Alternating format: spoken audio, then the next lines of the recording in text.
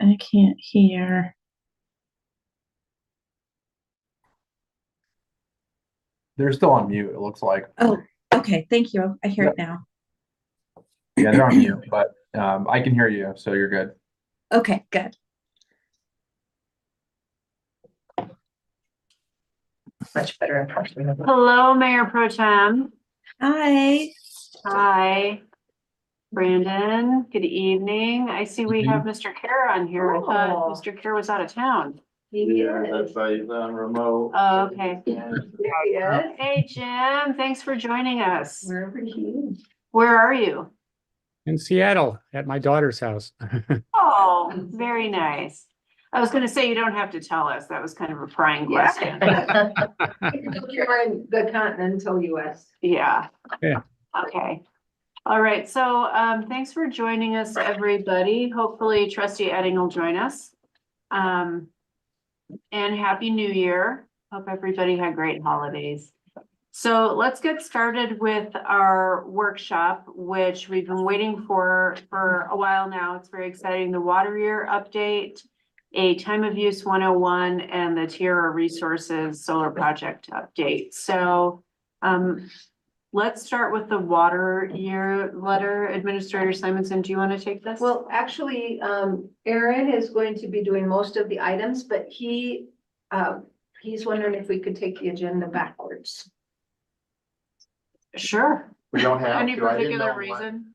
what you wanted on, well, the water could be talked about Could take for the entire meeting if we wanted to. So I was just gonna put that at the end with the time that was left to see what was desired to be. Okay, well, let's discussed. do that because then Mr. Kerr doesn't have to stay, Chair Kerr doesn't have to stay for the water letter if he doesn't want to, and he can get back to his And then maybe family. Trustee Edding will be here too, because he's Yeah. interested in that.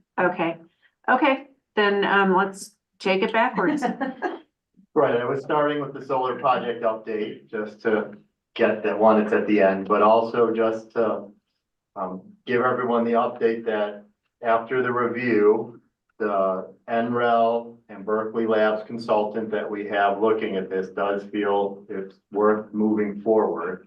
I did want to go through a quick review, just in case anyone didn't remember, right? This was to install about 500 kilowatts. There's a set number of kilowatt hours, but to install a solar array and battery storage at Bone Park.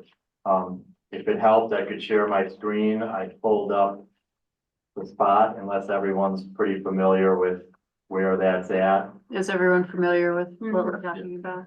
Okay, yeah, you don't have to pull up. So behind the dirt bike jump park is where we wanted to put that in. The Lions Bike Park, we renamed it, remember? You did? Yeah. I missed that. then. I Maybe did. just to the bike park. Yeah, Okay, good. It'll save me some work. So on that, during the review, right now, we're at the point where we are basically rewording the RFP. Because the last time this came forward, it was to continue moving forward with the project and to let you know what was the end result of this study.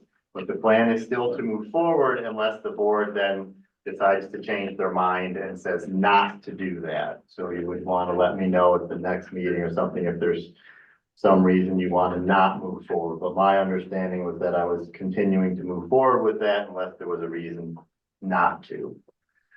The current time frame with the grant from DOLA requires us to spend the funds by June of 2025.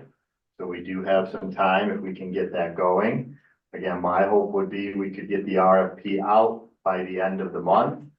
And then we'd be coming back at some time in probably the second meeting in February, if we get proposals to get approval to move forward with what's proposed. The big questions in the beginning were whether or not the town should take ownership of the facility or whether we should move forward with what's called a power purchase agreement. So a power purchase agreement is where another company will basically finance and fund, build and operate the facility, and they charge us for electricity. So we would be paying them for electricity.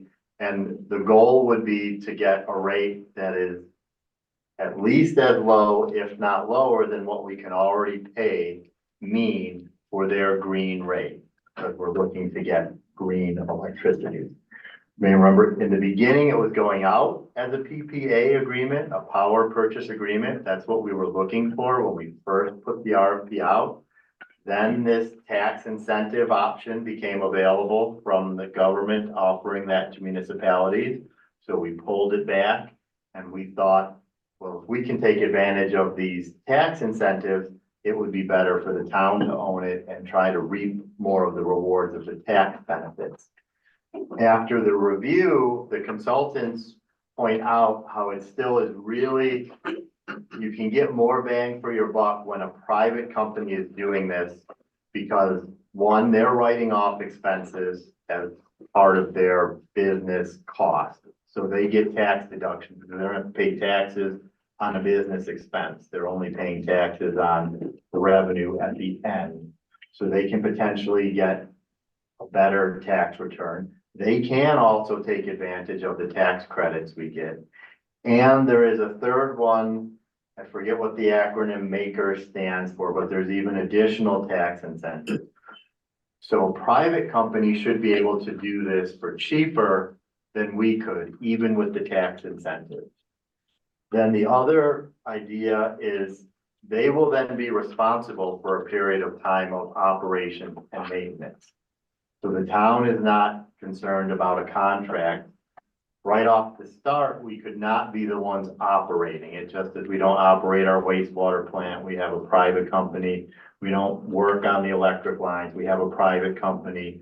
So if the town owned it, we would still be going out for a contract for some company to run this facility. In this case, with somebody else owning it, they're responsible. They have the liabilities for that. They have the operations costs and the maintenance, which again, they write off as a business expense. And so the consultant was really saying that's the way to go as long as DOLA is okay with it. Okay, can I stop you and ask a couple questions? Yep. So when you say the consultant, do you mean the NREL consultant? Yes, Okay, sorry. and then, so if we go with a PPA, what about the land? Do we then lease the land to this company? How does that work? Yes.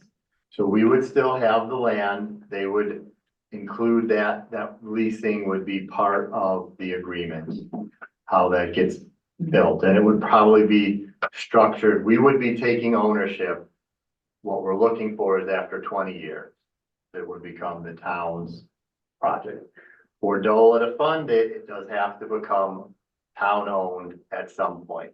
Okay, But yes, they would then be responsible for the costs. It'd probably be a lease for zero, but we have that language in the RFP that we put out of how that would be structured. and would we have to say it's 20 years and then the town owns it? Does the town then have to buy it from them? And if so, for how much? There would be costs, so that has to be worked into the RFP. It's not really buying it from them, it's that it is set up that at the end you have to take the fair market value, which is part of why for this to work, it had to be pushed out to 20 years. Okay. DOLA in the beginning was talking about with 10 years work.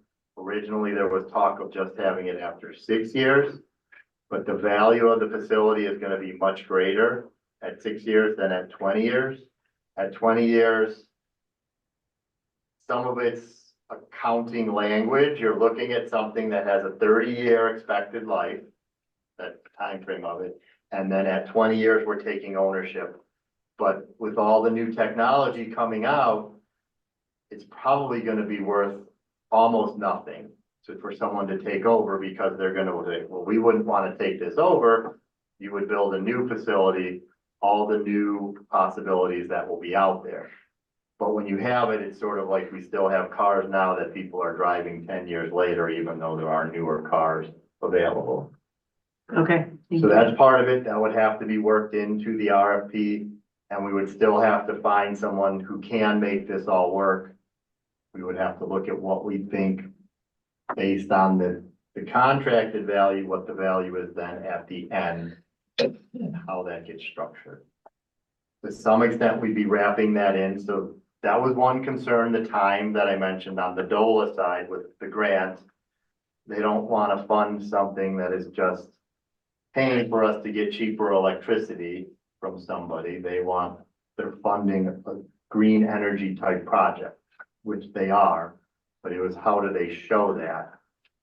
And so they are willing to say, if in this contract, we put up, it gets built and we get an invoice for $1 million.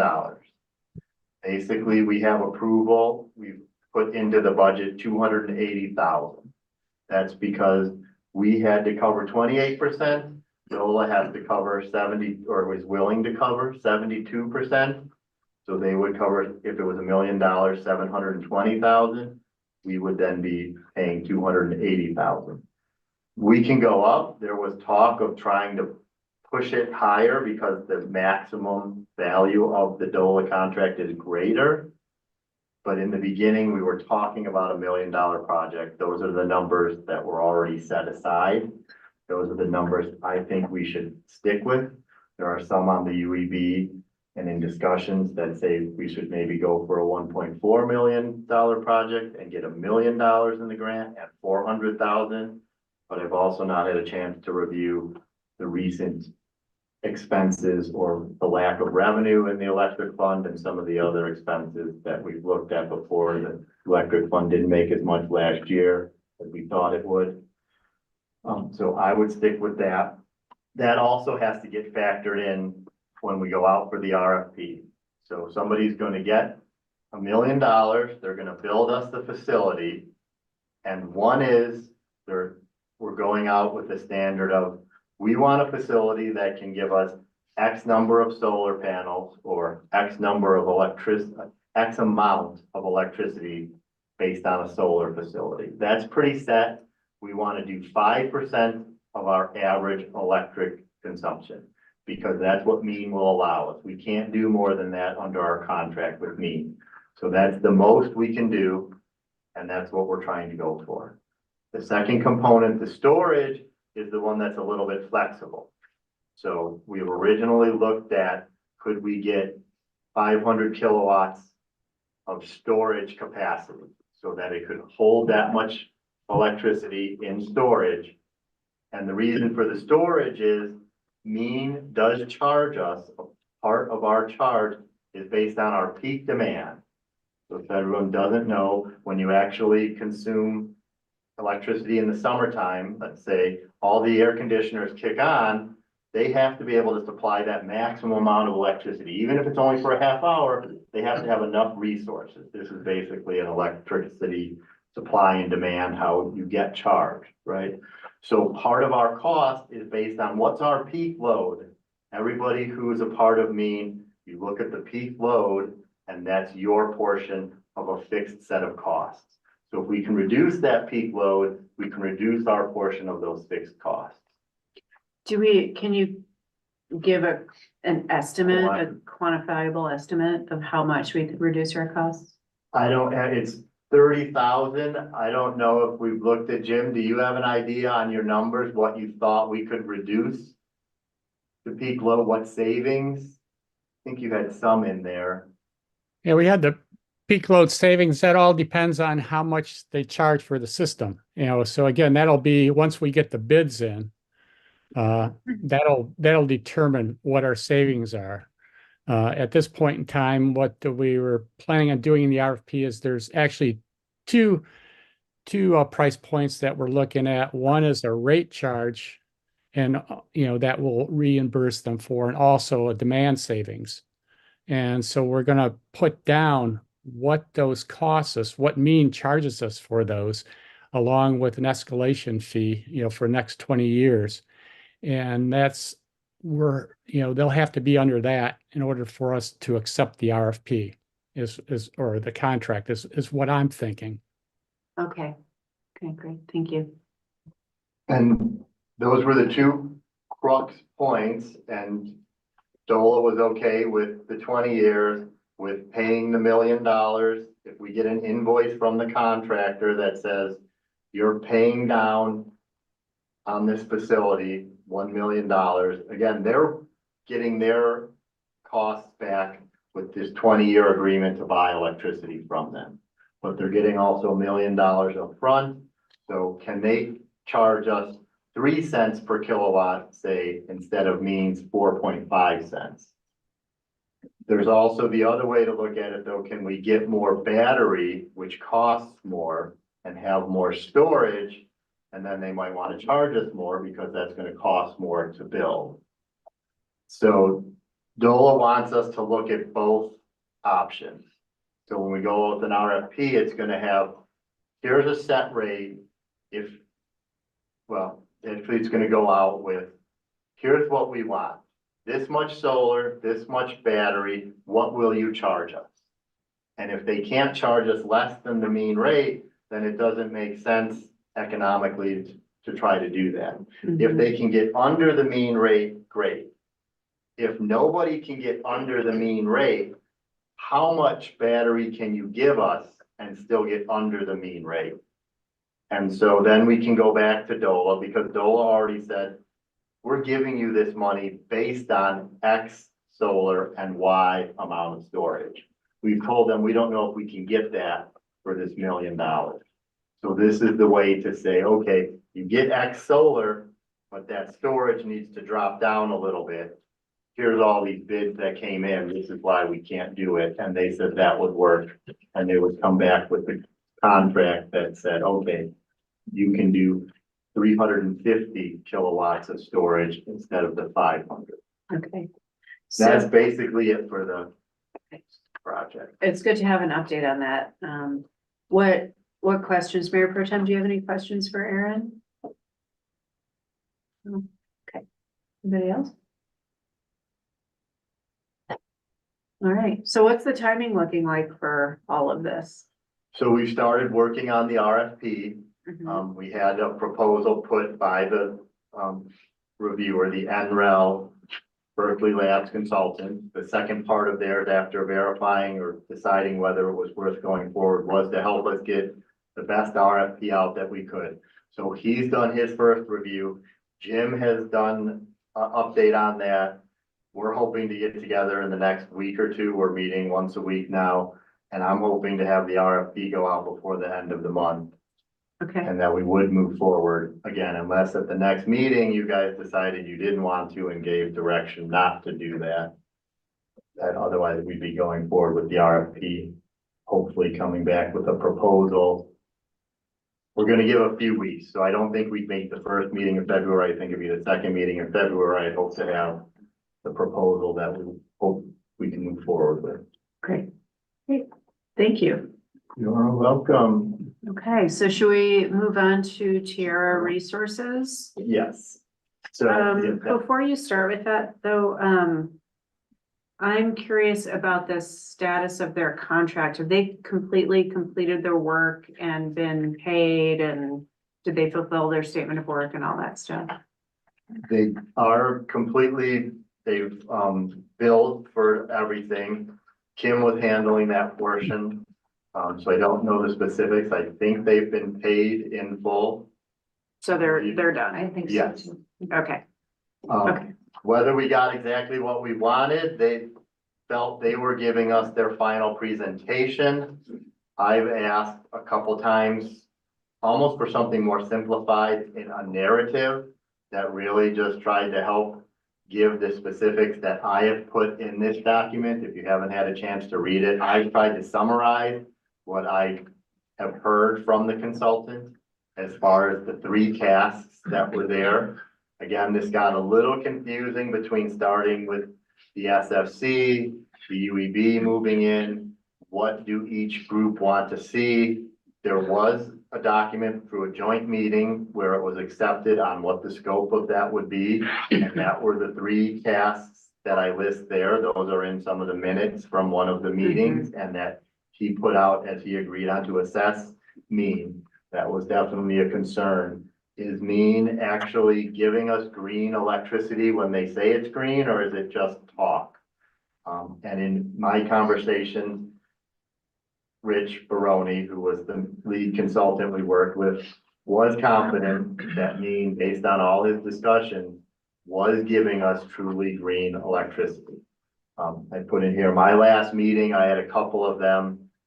I don't know if it was the president, but one of the vice presidents at Mean was asking me how it was going. They were very confident in his ability to understand a lot of the high level aspects of contracting for electricity. So they were both very happy with him, and to hear that and still have him coming out that he did feel, because of this idea of RECs, a renewable energy credit, is supposed to be what is used these days to really document that something is renewable. Have a credit that's listed that is saying this is renewable, this came from a renewable source. And so that all seems to look very good. Good. The time of use rates was then another one that we were looking at. Again, we have, after this, Brandon will be doing the time of use 101. This was really getting going last year based on some of the other hearing throughout the industry of utilities switching to time of use, utility and engineering boards concerns based on some of the way the rates are going. Should we be restructuring to time of use? What's involved in that? And so during the review, he did have some documentation that I pulled out from emails and in the presentations that he did feel it would benefit the town, but he still had a lot of concerns or cautions, I think, from an equality standpoint, that you do have to be careful, because when you do time of use, you can hurt those who don't have an option to change when they use electricity. Let's take a step back. Time of use is you are charging for your electricity based on supply and demand, an economic theory that, as I mentioned before, when everyone turns on their air conditioner in the summertime and you need the huge spike of electricity, well, there's a much greater demand, therefore it costs more. Because again, if most of the time you're down here and you can have all these plants or wind generators or everything else producing electricity at one level, but yet for 1 hour every day, you need to go up to a certain level, it costs a lot more because you have to keep those resources ready to crank up the electricity and get it out during that peak period. So, And we'll talk way more about this next with graphics and everything else to help you understand it. So, well, so the time of use was, it could be beneficial. There were some concerns in that ours does not specifically charge us time of use. They have a much more complicated fixed cost recovery charge that we've talked about a little bit. This is the 3-year average of our peaks. So they don't just take every month and say, oh, your peak is here, this is how much you pay. They look at a 3-year average of peaks, figure out an average cost across all the municipalities of Heart of Maine. So that makes it a little more complicated. But it did sound positive, but you definitely want to have a lot of cautionary in there to try to make sure you're not hurting those who might already have a hard time with the electricity. What does the UEB think about time of use? They do. Jim has been pushing forward things because of some of the concerns, especially with EVs and the electrification aspects, that if we see more and more electric come on, I think some of it in particular, right, with things that can do a high charge really quickly, that's going to shoot your peak up. So that could raise our cost to meet. So Jim? Well, I think, from my standpoint, all the studies I've seen, I'll defer to Brandon later, but that the town should see a net cost benefit as a whole. And to me, that's a savings overall. That means our ratepayers pay less. It's not like we're doing time of use and jacking up the rates, and some stockholders are going to, get a big windfall. Basically, what we're trying to do is incentivize people, when they should charge their EVs, when they should turn on their air conditioning. You can do a lot of things to change your usage. And I'm not sold on the concerns that Tierra Resources had stated as far as it being not beneficial to certain people. Some people aren't going to want to change their practices in any case. They won't want to turn off their lights. They won't want to turn on the air conditioning when they come home from work and so forth like that. But if you get temperature thermostat controls, you can make that happen for you. You can delay when your EV charges tonight at off hours. You can do a lot of things that would lower your bills. So that's my thinking. I'm hopeful that we'll be able to go to time of use this year. Thank you. And the last task we had on there was we asked TR Resources to review the idea of moving forward with a standalone storage project. A year and a half ago when we got started, there were the concerns after just coming out of the solar storage was going to cost too much. That's why we couldn't move forward, was going with just storage an option. We knew DOLA was not interested in just a solar project. We have a lot of solar projects that doesn't stand out. Storage might have stood out in that we have a number of homes that already have solar. So could we couple that into a storage project and make that work? That was before we had the consultant come in.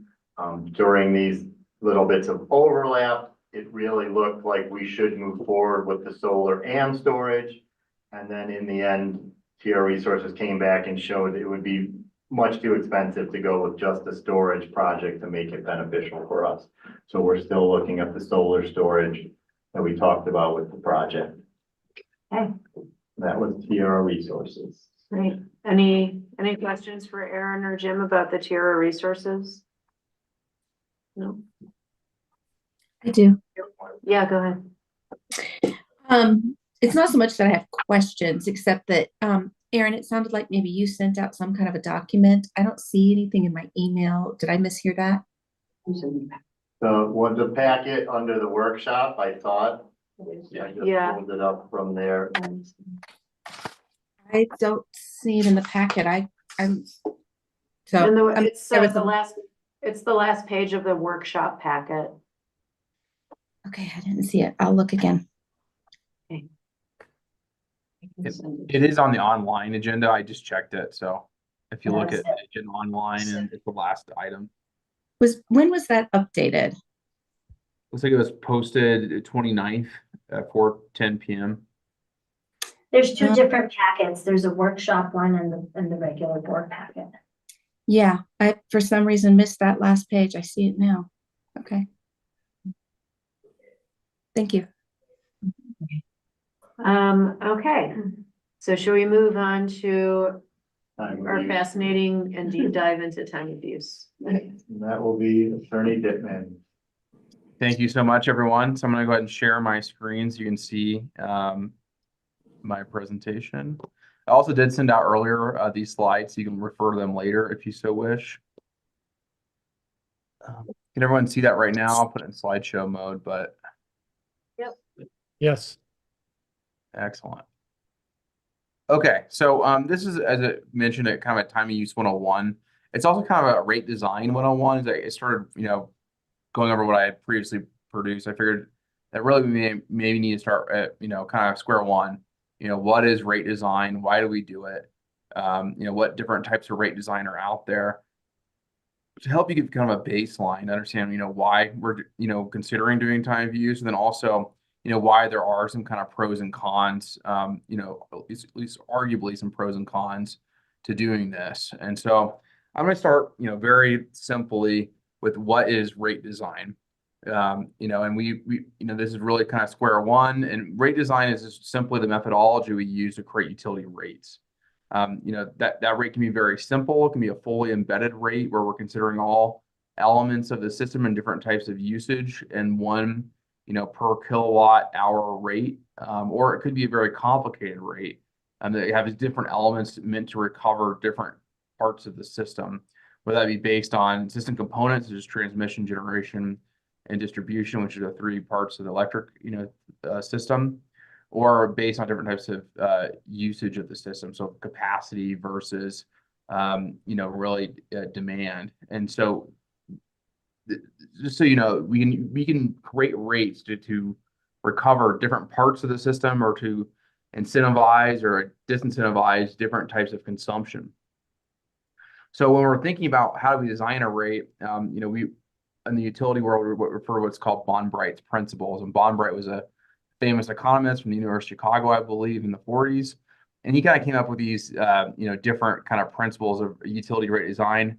I'll show you the more modern version of this in the next slide. But what Bond-Bright says, and what's kind of important to think about when we look at utility rate design, is that rates must be one, sufficient to meet the utility's needs, basically that the utility doesn't lose money, is able to earn enough return to cover its investments. Two, that it should be fair to all customers, that it doesn't benefit one customer class over another. And so we do lots of different things based on rate classification, rate causation to deal with that issue. Rates should be efficient, and there's really two different kinds of efficiency. One that's a low administrative burden that's not too hard to calculate what the rate is. And then, two that actually captures everything we need it to is a different kind of efficiency we're looking at as well. A really big one, I think for my municipal clients, is accessibility. They don't want a rate to be so complicated that no one can understand it. That's often a challenge with, the rates of, say, Xcel Energy, which are extremely complicated and based on multiple different, different categories of, demand, time of use, and capturing of different components of the system. And so having a rate that's easily understandable for our customers is a principle we try to adhere to. And then finally, the last one that Bond-Bright said was that we needed to look at is stability, that we really shouldn't be designing rates to create rate shock, where there's generally the customer understands, one, what their bill is going to be, and two, when that bill changes, they understand why it is, and it's not a huge impact. And so, what we sometimes see in the industry that's problematic is when there's a huge weather event, that people's rates go through the roof, and people are concerned about that. And so that would be a type of rate shock. The one that Bond-Bright was more concerned about, to be honest, was when you go from the rate case to rate crease, or in the case of Lions, whenever we adjust rates as a board of trustees, they're going to be such a huge increase that people are really shocked and unable to plan for that increase. And so that's a different, type of principle we should consider when we're designing rates. What we can do to achieve, these different principles and to emphasize one or the other is to look at different designs that can accomplish our goals or emphasize one of those principles over the other one. And so in a couple slides, I'll kind of go over what the basic designs are out there. And we can actually even do hybrid designs where it involves multiple different types of rate designs, where we can look at different types of principles and emphasize one or the other, or accomplish other goals such as environmental goals as well. So this is kind of the classic, as I said, rate principles we look at, the Bond-Bright principles. But today we've kind of expanded upon those, and this is kind of the more modern version of this. And these are the principles put out by the California PUC that they have on their website, is what rate should look like. But the Colorado PUC and various utilities also have kind of followed a similar model. And it really is just a way of kind of explaining and expanding upon those original Bond-Bright principles.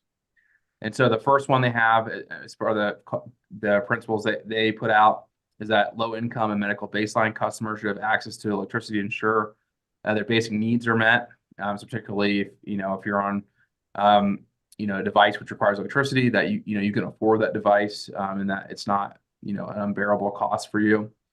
That rate should be based on the marginal cost of energy, which basically means the cost of providing one additional kilowatt hour of electricity. And that helps also understand the rate, where if it's based on my kilowatt hour consumption, that people generally understand the more I use, the more I pay. And so that's another one. One of the most important things that we do at the PUC in particular is look at cost causation. That really you should only be responsible for costs that you incurred that were caused because of you. And so for example, if an industrial customer, say CMAX, we'll use it as an example, as a specific transmission line that only they use and nobody else, then they should be the only ones paying for that transmission line. And so that's a very extreme example of cost causation, but the general idea is you should only be responsible for what costs you actually can contribute to the system. Rate should encourage conservation energy efficiency. That's a big part of time of use we'll talk about. Rate should encourage reduction in both coincidental and coincidental peak demand. So that's another big part of time of use. We're basically trying to shave what the peak of the load is on the system. And so don't worry about that right now. We'll get way more into that issue. Rates should be stable and understandable and provide customer choice. And in Colorado, at least, that customer choice doesn't mean, choosing different providers. It means that choosing the amount of, usage you would like, right? And that you can choose basically to consume less and therefore pay less. So that's what that means in Colorado. Rates should generally avoid cross subsidizations unless otherwise required by law. And so the example of that is that, for low income programs that requires some level of cross subsidization for certain environmental objectives and are required by the state, not so much in the municipal utility world, but elsewhere, that may require some cross subsidization, but we should generally, to the extent possible, avoid cross subsidization. And in fact, as a municipal utility, we're prohibited by the Colorado State Constitution from cross subsidizing, intentionally as part of our rates. Incentives where they exist should be explicit and transparent, in which that also goes to cross subsidization as well. Rates should encourage economically efficient decision making, and that's again a big part of time of use is kind of creating a clear price signal for people to basically make the right choice in terms of when they consume electricity. And this is a really important one, for this discussion too. If the board does decide to transition to a time of use rate structure, is that any sort of transition to a new rate structure should emphasize customer education and outreach, and then enhances customer understanding and acceptance of new rates and minimizes, the impacts with such transition. So those are what the California PUC has been adopted by many other states, says what the rate design principle should entail, which are really just kind of is an update on those original Baumbright principles we talked about earlier. So with that all in mind, we'll get into really the kind of meat of it, which is, what are the different type of rate designs out there? And then we'll talk about what time of use is specifically. So there are many different types of rate designs that exist out there in the electric utility world. These are kind of what I'll call the basic ones, but they can be mixed and matched quite a bit in hybrid rate design. There's also kind of different flavors of each of these. And you don't need to be experts in each one of these, just kind of understand what's all out there. And, that will kind of inform our ability to understand why we might want to consider doing time of use. And so we'll kind of start Brandon, go before ahead. you go on, quick question, what sort of design do we use now? So it's a flat rate, I believe, right? We You guys use a aren't using, flat rate. Is that right, Aaron? We use, Right, because you're saying that's per kilowatt hour, sorry, we have yeah, a it's base per kilowatt fee hour. plus a usage fee. So that's Yeah. a flat rate. That's flat rate plus a base fee. Okay, Yeah, and the base thank fee you. is a A base fee is a kind of a very simplistic kind of demand rate, but it's basically a flat rate is what you're charging now. Okay, thank you. So it's a hybrid rate design, but a very simple one is what it is. Okay. So we'll start with the most basic of the basic, which is just a fully embedded flat rate, which is just a kilowatt hour charge. That isn't real. You pay the same amount no matter what the total amount of usages you have. That a per kilowatt hour charge is the same whether you use 50 kilowatt hours or whether you use 600, right? And so it's very easy to understand. The more you use, the more you're going to pay, and that the rate doesn't change at all depending on how much you use. And so if you look at the right-hand side of the PowerPoint, if you look at the blue bar, you can see that no matter how much energy totally you consume, the rate of 30 cents kilowatt hour is always the same. And so that's the most standard type of rate out there. Again, you can make that more complicated by adding things like a usage charge on there, or other types of kind of flat fees, or maybe they have some sort of use component to it, to recover different parts of the system costs. So like ours, for example, is meant to basically recover investment in the system, but you can go as simple as just a fully embedded kilowatt hour charge independent of the total amount of usage at all. So the big benefit of that is it's very easy to understand. Doesn't require a whole lot of explanation for people to understand what their bill is going to be or how it works. The bad part about that, the con of that type of rate design is it doesn't encourage conservation. It doesn't encourage, efficient time of use of electricity. Basically the price is the same no matter what time of day it is or how much you use.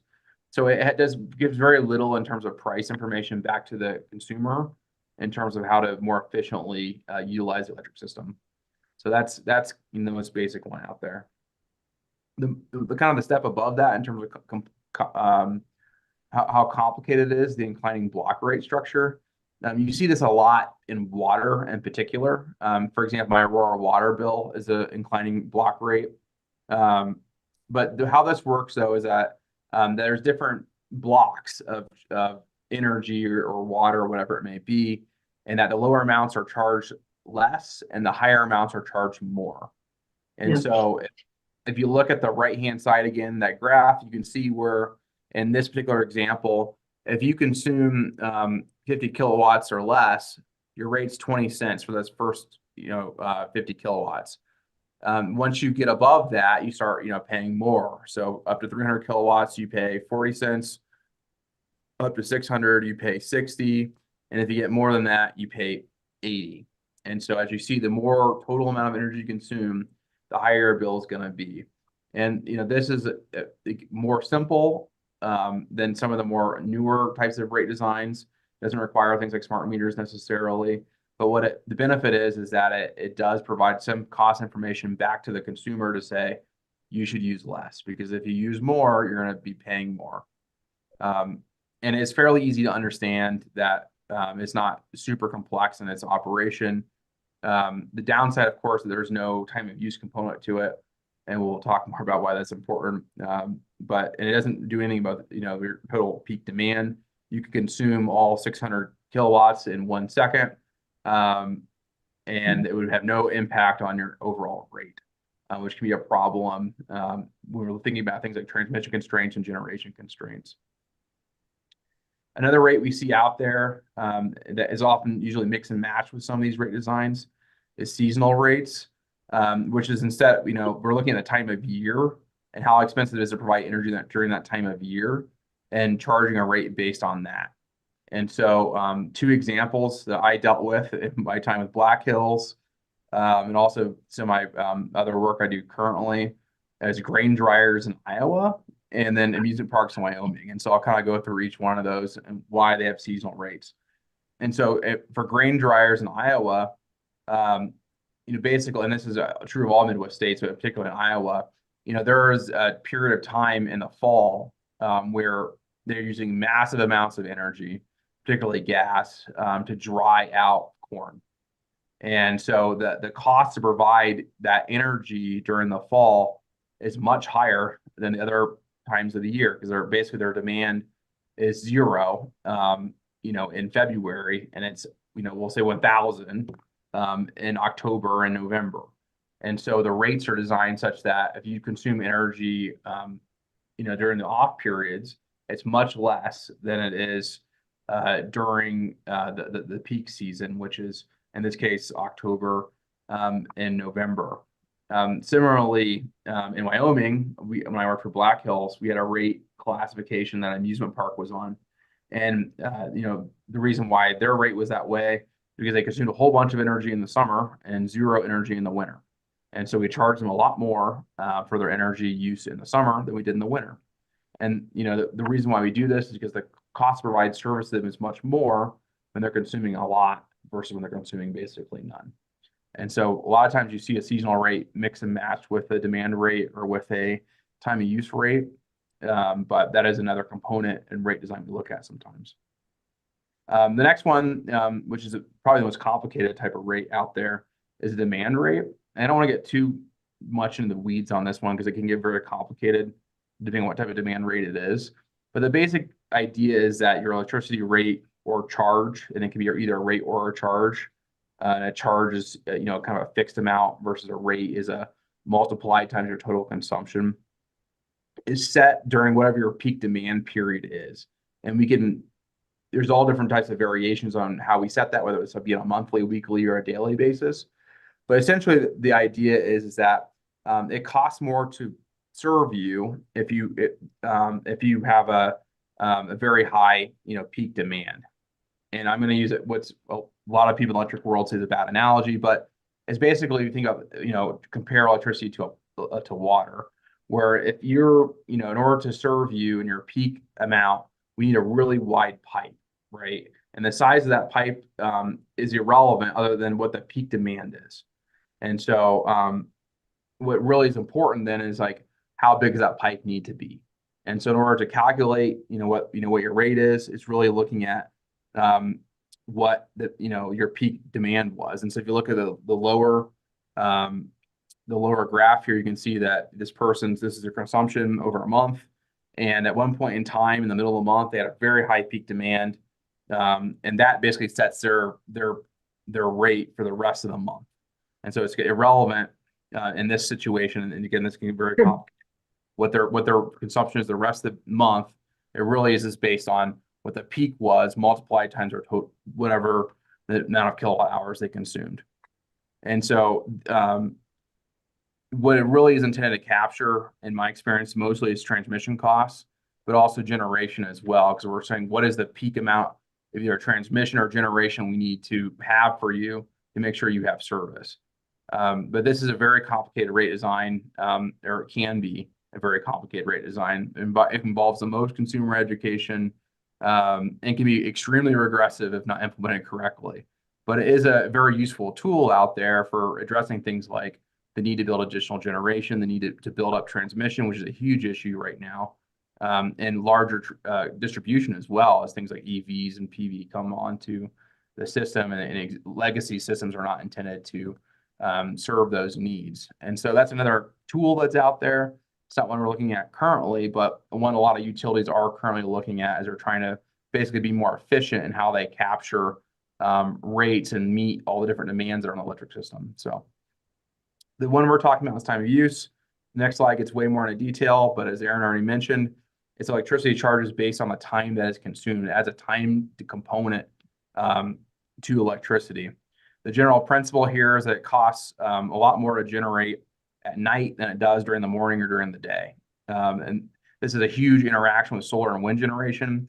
I have a slide on the next page that shows what that looks like.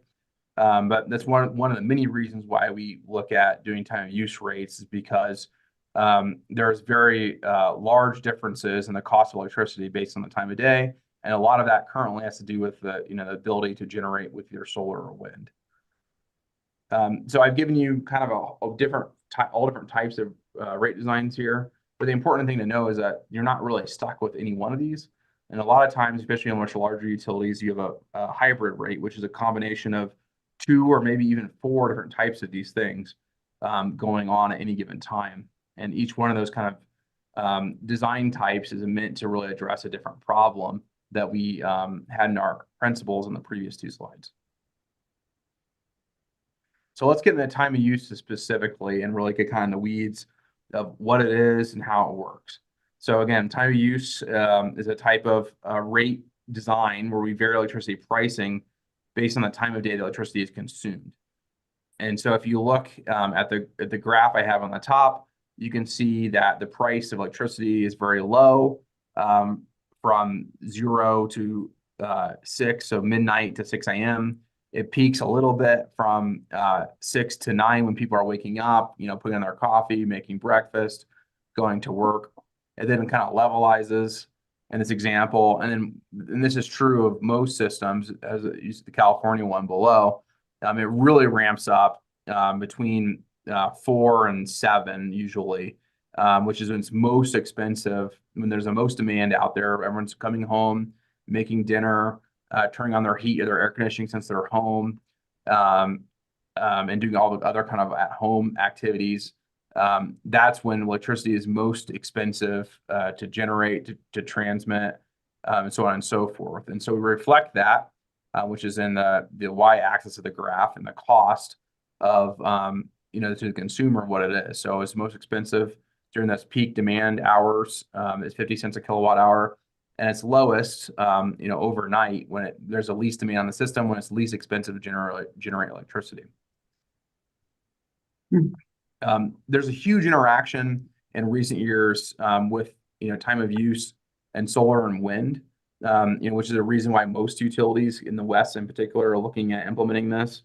Back in the day, and if you look at the what we call the duck curve, which is below my other graph, you can really see this. For a long time, demand was fairly stable from overnight hours into about 6 o'clock. And then at 6 o'clock, when people came home, it really kind of peaked up. And so if you look at that 2015, line in the duck curve, you can see it's fairly flat from 12 a.m. to 6 p.m. And then 6 p.m. it really ramps up, peaking around 8:30, 7 or 8:30, depending on where you're at. And then tapers off as you go into the overnight hours.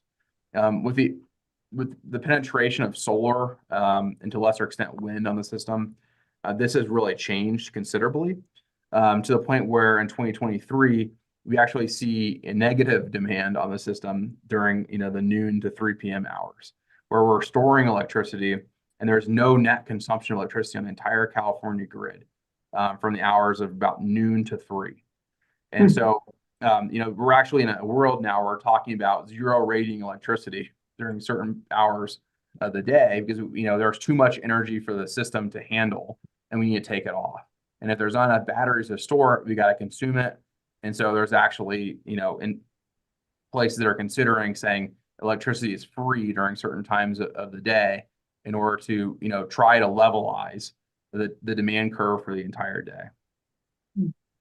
So by creating these different pricing incentives based on the time of day, we can start to shift usage, which we call load and electricity, from the peak times, from the 7:30, hopefully more to the 12 to 3 p.m. Range when it's cheaper to do things. This all does require smart meters, which thankfully in Lions we already have. But it's one of the reasons why this hasn't been implemented, nationwide until recently, because the availability of smart meters just wasn't there, with any sort of high penetration levels until really, the past 10 years. And so, that's really what time of use is in a nutshell. I do have another slide on, kind of the pros and cons of this. But since this is really the explanation of what it is, I wanted to stop here and see if there's any questions on this in particular. Yeah, appreciate that. And I want to make sure we have enough time for a water letter discussion too. So, any questions for Brandon? And I do have one more slide too, so I just want to stop in the basics here. Yeah. Doesn't look like it. Go ahead to the pros and cons, and then hopefully we have time for a little discussion. Okay, so I want to briefly kind of discuss in broad terms what the pros and cons of this are. As I mentioned, the really big ones that helps flatten load and incentivizes smart and effective use of the electric system. This is really important for electric vehicles and solar, particularly electric vehicles, because they have such a huge, demand all at once. And there's really only a couple different ways, you can kind of shift that load. One through a demand rate, which again is more complicated, more harder to understand, or through time of use by saying it's gonna be really expensive for you to charge your car from 6 to 9. You should think about charging during the middle of the day. Overnight is a more common option if you're parking at home and going into an office during the day. It really helps, kind of fix that issue in terms of shifting the load around. And so we're not having all of our load be at one time of the day. Because as Aaron mentioned, the town is being charged whatever its peak demand is. And so the more we can help shave that demand off, the cheaper it is for the town as a supplier of energy, for both the town itself and for our customers. It also helps to a certain extent reduce cross-subsidization, certainly based on time of day, where right now, if you have the ability, if you're consuming a lot at night, and you are getting more benefit from the person who has their load in the middle of the day. Because while it costs the town more to get energy, during at night, right now we're charging everyone the same no matter what time of day you're consuming. And so it eliminates that cross subsidy, quite easily. It also helps a little bit with the PV versus non-PV cross subsidization because it allows the PV users to really shift their demand to incentivize them to shift their demand to the middle of the day. which aligns with their production, and kind of takes away some of the pressures of, what net metering does to the system. When this is effective, when everyone's on board with, time of use and understands it, it really does help reduce the generation costs for us. So our total purchase power cost from mean, if we can shift that load towards a very flat, and when we can take advantage of all the PV and renewables we have in town in the middle of the day, it can, shave our generation costs quite considerably.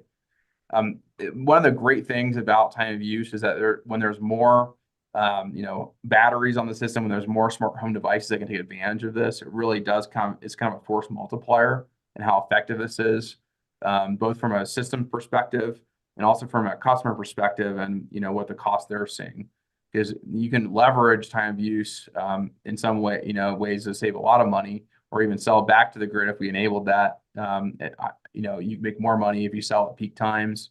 We don't currently do that, but other utilities are looking at that. And so there really is a lot of integration potential here with batteries and smart home devices.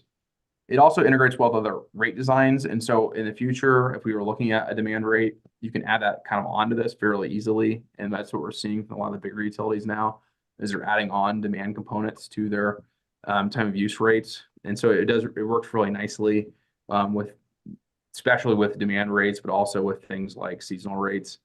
It helps with system reliability quite a bit if you're reducing the overall, peak demand, because, what happens when you overshoot your demand out, what generation you have, your demand overshoots your generation, you get a brownout, right? There's not enough electricity to supply it. The system goes down. If we can shave that peak demand, then there's less need for things like spinning reserves, for, resources available for reliability. It really helps with that problem as well. And also, I didn't put this on here, one of the reasons we're seeing right now is we're trying to reduce the peaks for transmission distribution reasons as well, because those systems are very much under stress right now with the increased electrification of the grid. It's also relatively easy to understand. It's not a full demand rate, which is very hard to understand for a lot of people.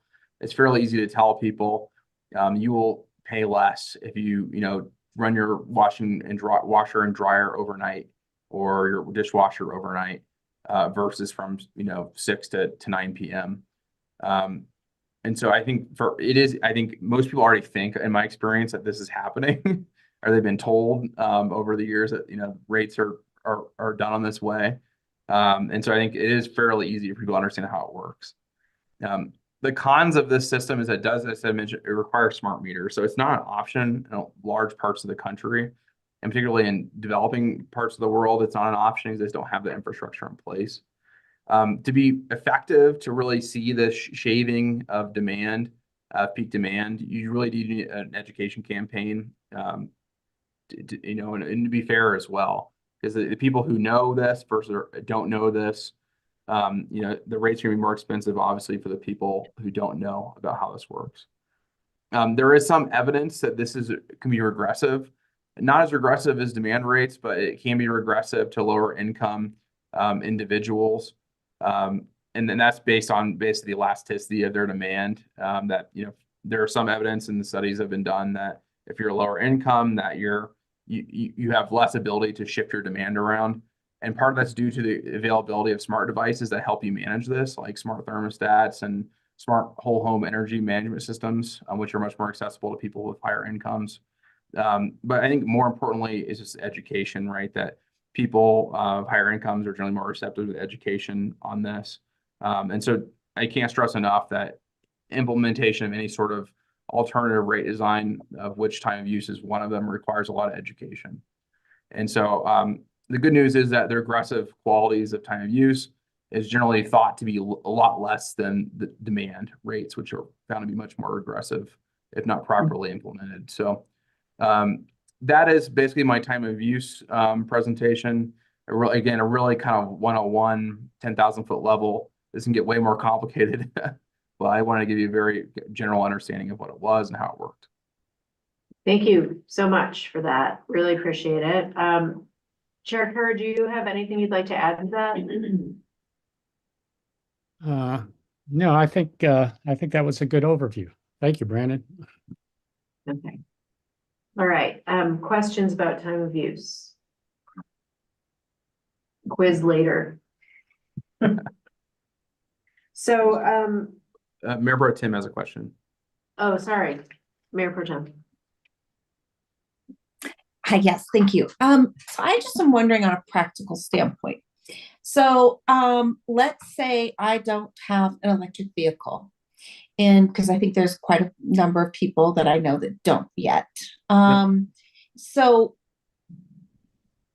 I'm wondering for the people that have really, modernized their homes to be smart, but other people who have not, how does that demand change specifically for me?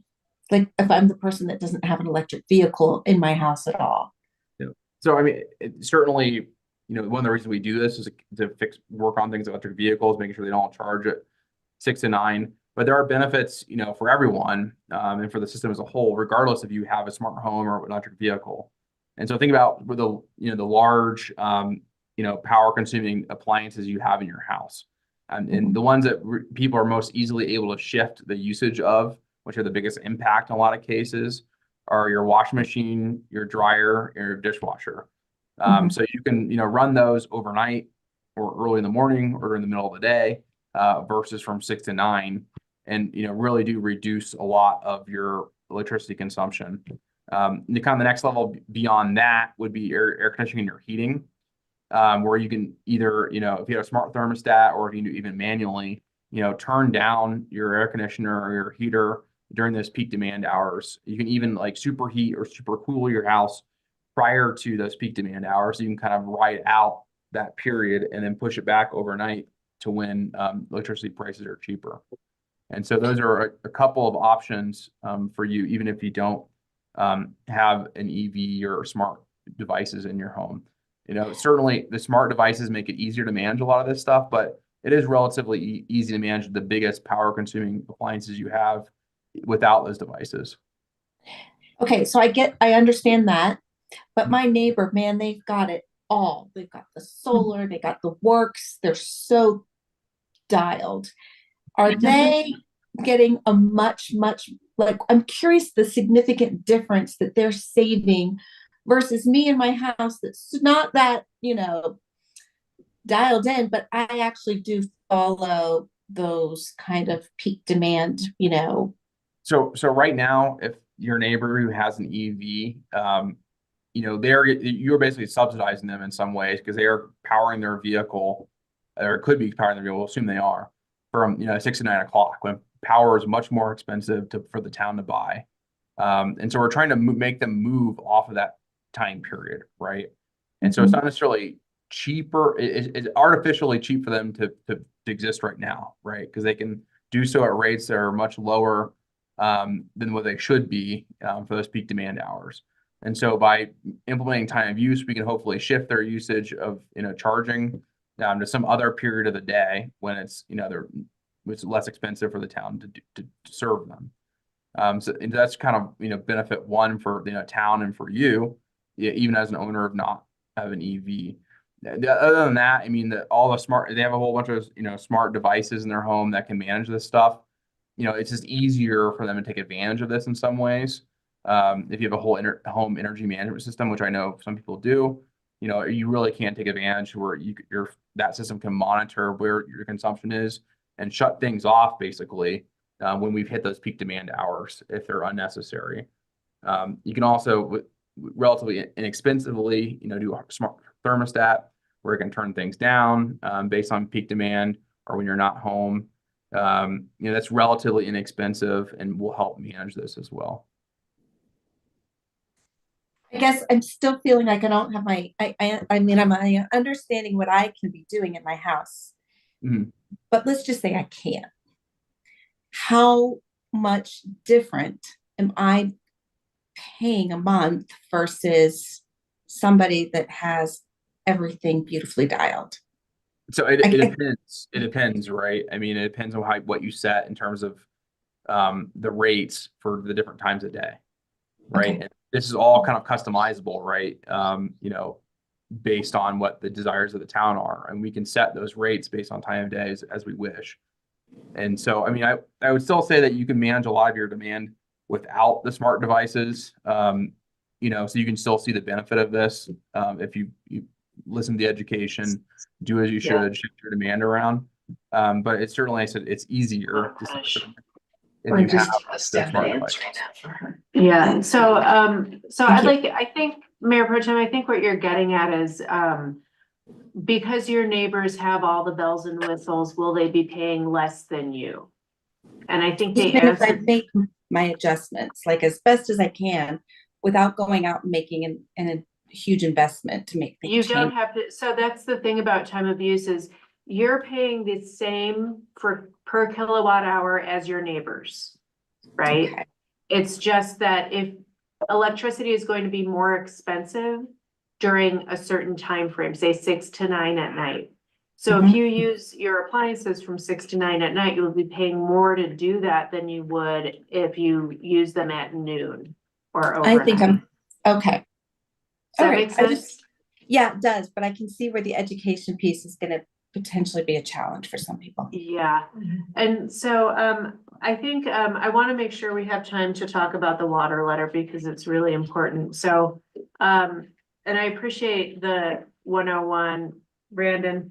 Are there any case studies you think you can dig up for communities like ours, maybe our general size, who transferred to time of use? I'd be curious to know how they did it, how successful it was, what the impact was on ratepayers. And, what I'm hoping is that between time of use and the solar generation storage, we'd be able to actually reduce the cost for ratepayers at some point when it comes to generation.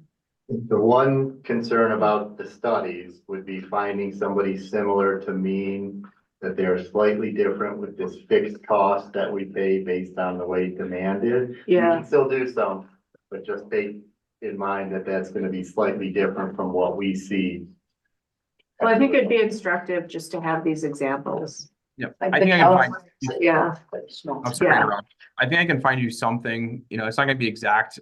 Of course, it's not gonna be exactly the same. I think where it will be instructive is the studies on, what sort of customer education was effective and how long it took for people to adjust their behavior, which is where a lot of the academic research has been. And that may be what's most useful to you because the cost structures will always be different, based on where you are, who your generator is.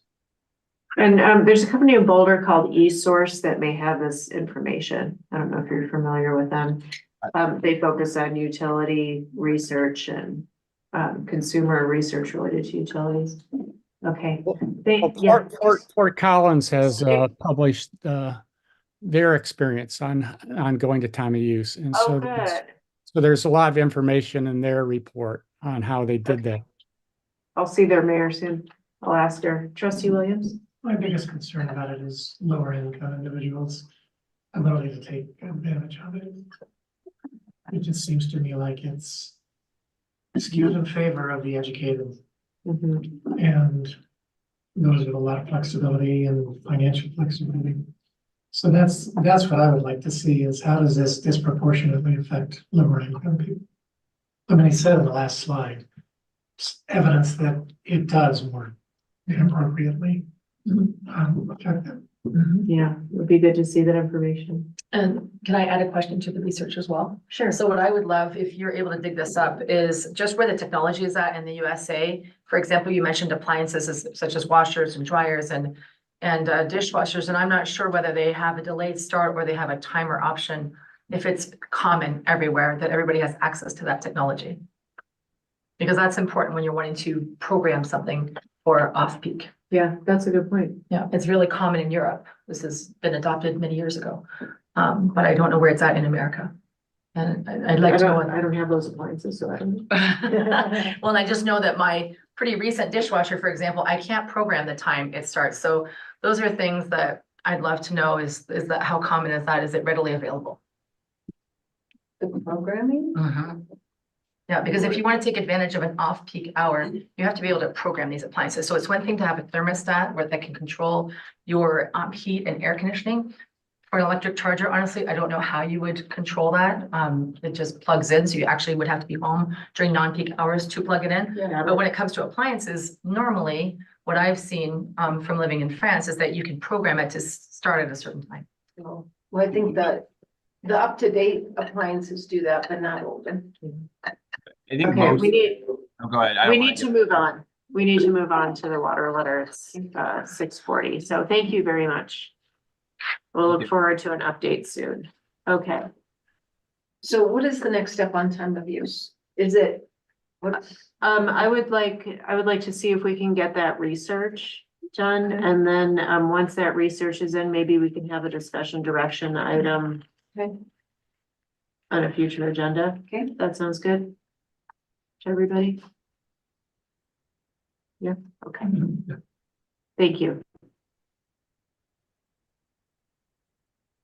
So the high level on the water letter is to go over it just to help you understand when you're looking at it. If you want to go back and reread some of it, what's involved in there, right? This is used a lot for planning, for understanding what we've had in the past year. So if you collected a number of them, you could see what's been done in town from a water utility perspective. So we have an understanding of that. So in this letter, we tried to start with the idea of making sure it's understood when we're talking about these connections. We've talked before, it's about a 3/4 inch pipe. So some people might have a 1-inch pipe, that's equal to 2 3/4 inches. Or if you have a 1.5 inch, that's 4 3/4 inches. It gets exponential. So these aren't necessarily just a bunch of individual connections. It's really this idea of how many 3/4 inch size worth of water do we have? So in looking at it in the water year of 2023, we're saying we had 39.2 times 3/4 of an inch more water coming in.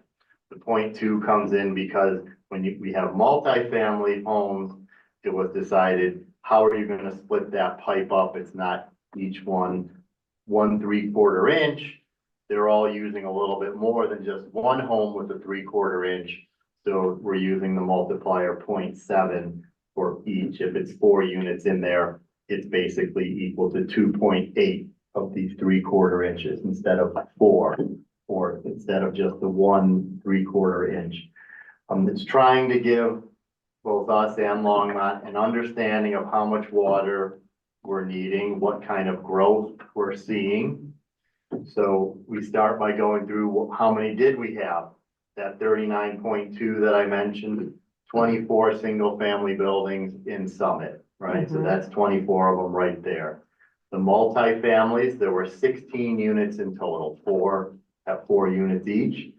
We multiply that by that 0.7 that I mentioned, so that gives us basically 11.2 is about the equal amount of these connections.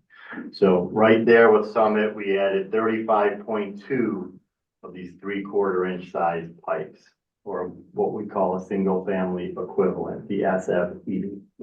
Then we had Spirit Hound Distillers who upsized their 1-inch pipe to a 2-inch pipe.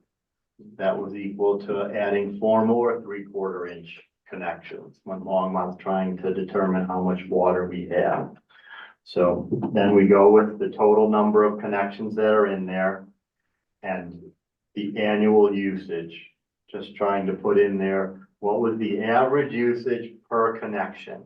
It's a very general term because what kind of meaning does it really have if you have a huge one like Spirit Hounds doing 100 times that and the individual? So it's just to give you an average. That's not really something you could use for residential. We would have to really dig in, take a lot more time, try to split that up. Maybe we could get some great assistance. I could have someone doing that time, but again, it can be a lot of digging in. So understanding that a lot of these are generalities to just give us a basis of where we've been and where we are going.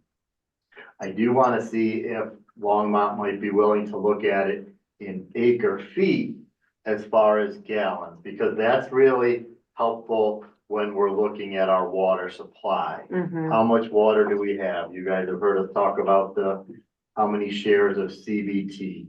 So we can get into that.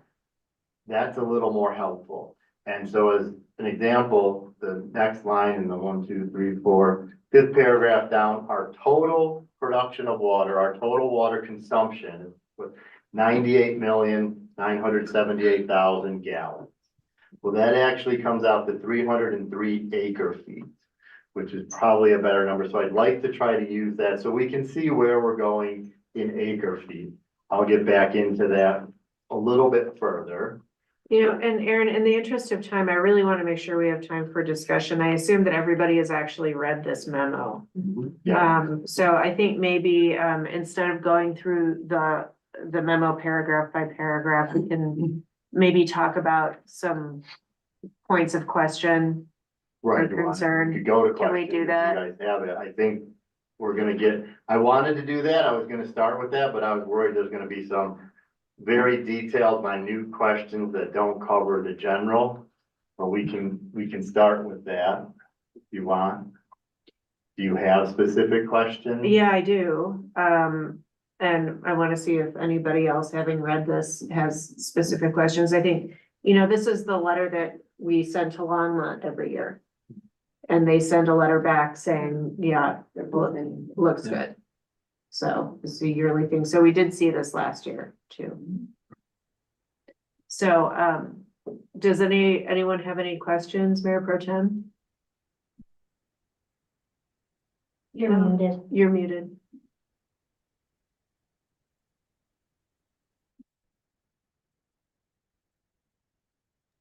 Sorry about that. My question came down to when it talked about the Eastern Corridor, kind of right before the table. Says the following 4 years, we estimate 3 new service connections a year based on lines being at full build out. There are 13 remaining buildable lots. That statement is, or am I misunderstanding something? The town currently serves 975. If the town sees 17 3/4 inch service connections next year, right, that's the paragraph where I tried to give the 2 options. If we just saw 3 taps per year because of very minor expansion and a density increase, it would take 86 years to reach maximum service. However, if the town desired expansion in the Eastern Corridor and increased density in town and it averaged 10 new connections, it would reach the maximum 1,250 services by the year 2050. So I really think it's up in the air. I've heard about expansion out in the Eastern Corridor since I started 10 years ago. It says no known expansion plans. Nothing has been submitted. So I didn't want to give Longmont the impression that we had anything set, right? Nobody's really come in and said they were gonna do it. There's no plan there.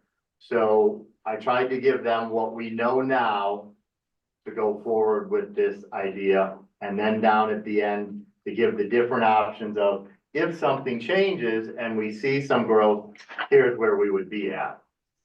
So I'm not sure exactly where to go, except that again, in my 10 years now, we talked about expansion out there and had nothing. Yeah, it just says no known expansion plans. To me, when I sign this, it means nothing has been submitted at all.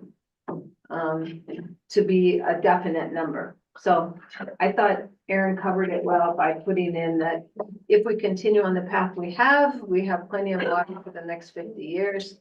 If we go on a growth spurt, we have enough for about 25. Thank you. So the Longmont water rate increase, does that translate 1-to-1 to our ratepayers? No.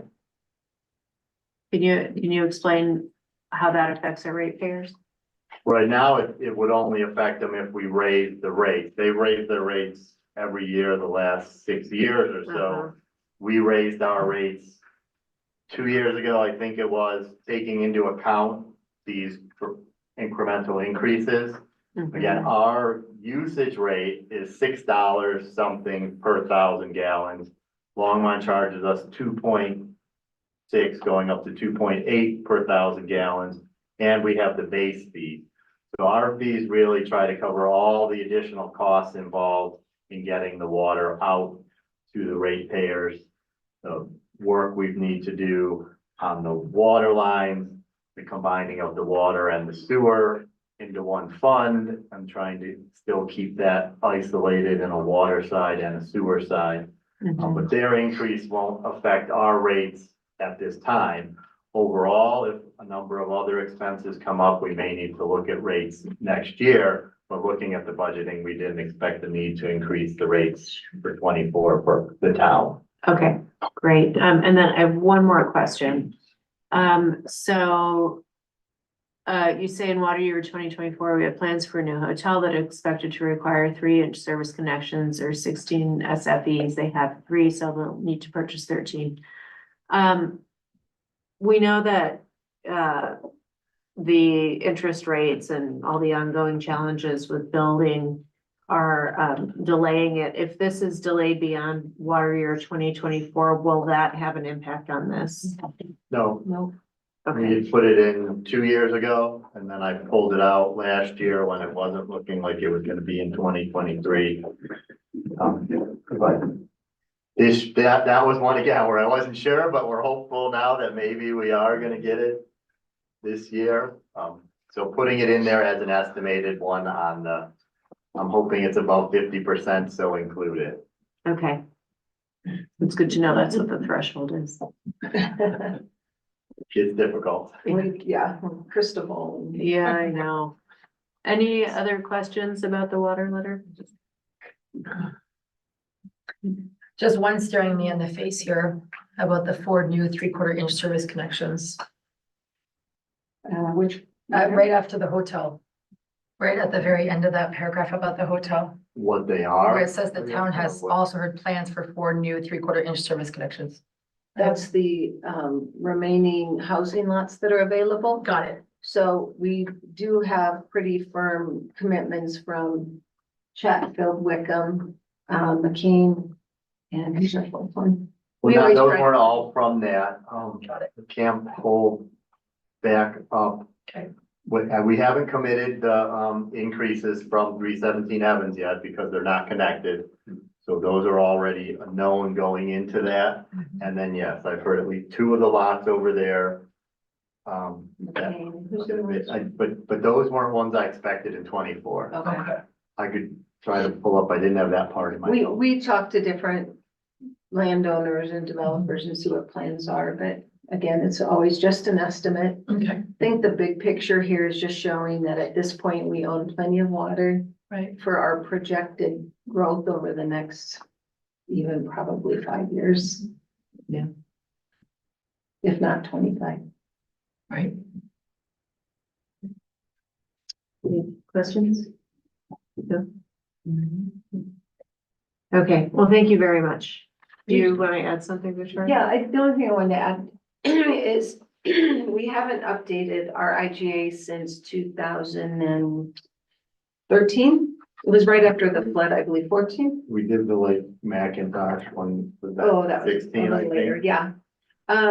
But there has been, and I don't know if UEB has a recommendation on this about, is there an interest in going back to the table and seeing if there's any other sources of water? Because like Macintosh, we just had a phone call from someone wanting to sell it, and now like Macintosh is up over 30,000 Wow. since we joined that.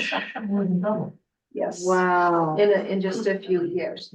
So, if we hadn't have asked Longmont, they probably, wouldn't have, been open to discussing that, but there's several different water sources that they have the accessibility to treat at their plant.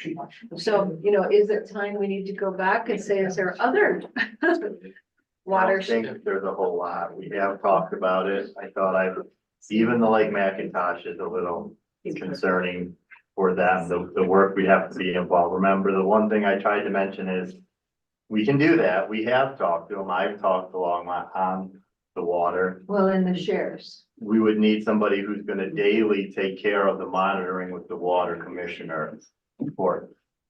That was my one caveat. Well, let's, So, yeah, let's get a there's- recommendation from the UEB about whether we want to reopen that IGA. Well, or if there's other things within it. We are the only community in the area that requires one share of water per household. Most other communities are, one share will serve 3 to 5 households. And we have that data, you know, how much an average house uses and things like that. So, you know, is it time for us to also update the way we look at it? Or potentially after these last 6 lots, you know, do we want to relook at that? Yeah. With water becoming more scarce. Yeah, I think it's good timing. Okay. All right, well, thank you, everybody. Sure.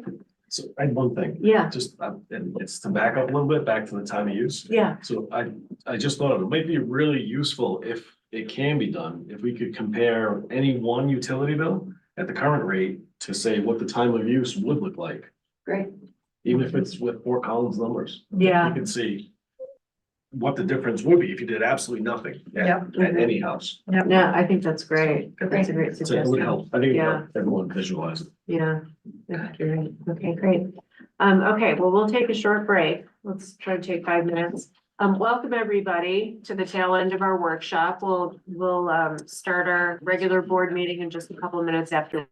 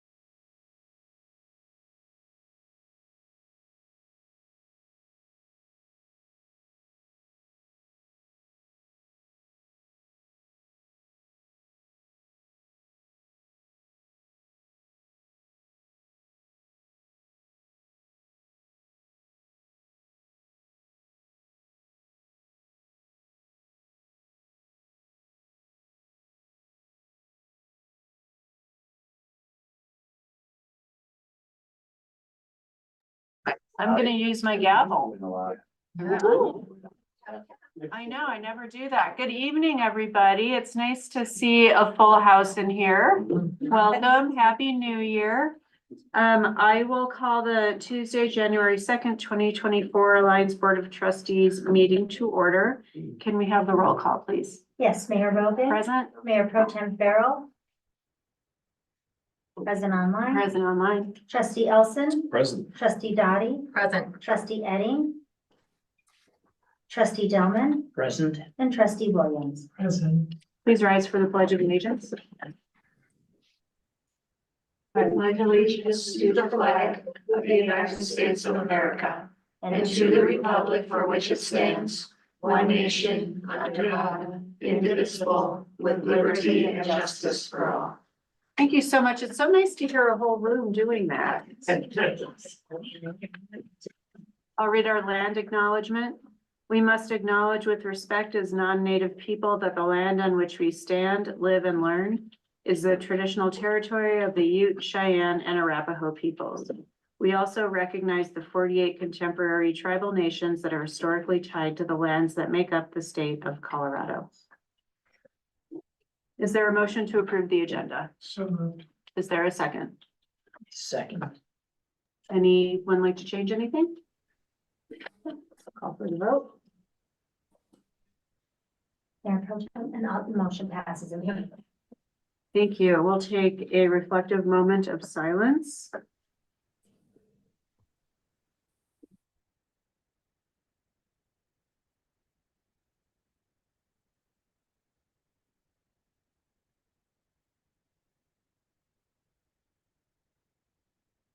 Thank you, everyone. And next on the agenda is audience business. And so if you'd like to address the board, please come forward, state your name and physical address. And then you'll have 3 minutes to address the board. I'll ask Administrator Simonson to keep time. And please be aware that the board won't address your comments immediately, but we may do so later in our trustee reports. So we'll go in the room first. Would anybody like to address the Board of Trustees tonight? Okay. Online, anybody like to address the board tonight?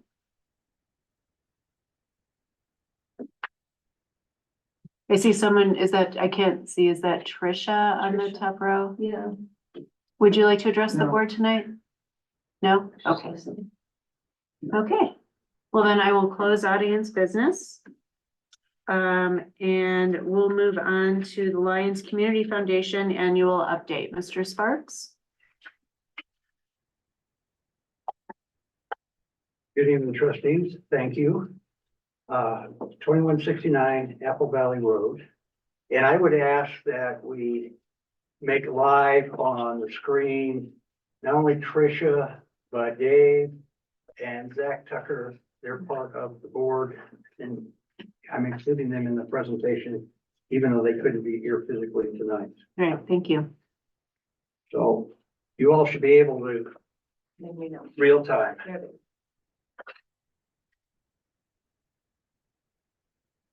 Nice to see you. Okay. So thank you for this opportunity to provide you a year in review from the Lions Community Foundation. The town has been an important and integral partner with LCF for a number of years, and we want to take this opportunity to acknowledge that partnership. I also want to introduce Tricia McCain. She is a development director for the Community Foundation for Boulder County. And if you're not aware of it, Lions Community Foundation is an advisory board to the Community Foundation of Boulder County. They are an exceptionally important and integral partner with what we are able to accomplish in the Lions community. And I want to thank Tricia for joining us tonight as part of our effort to update you.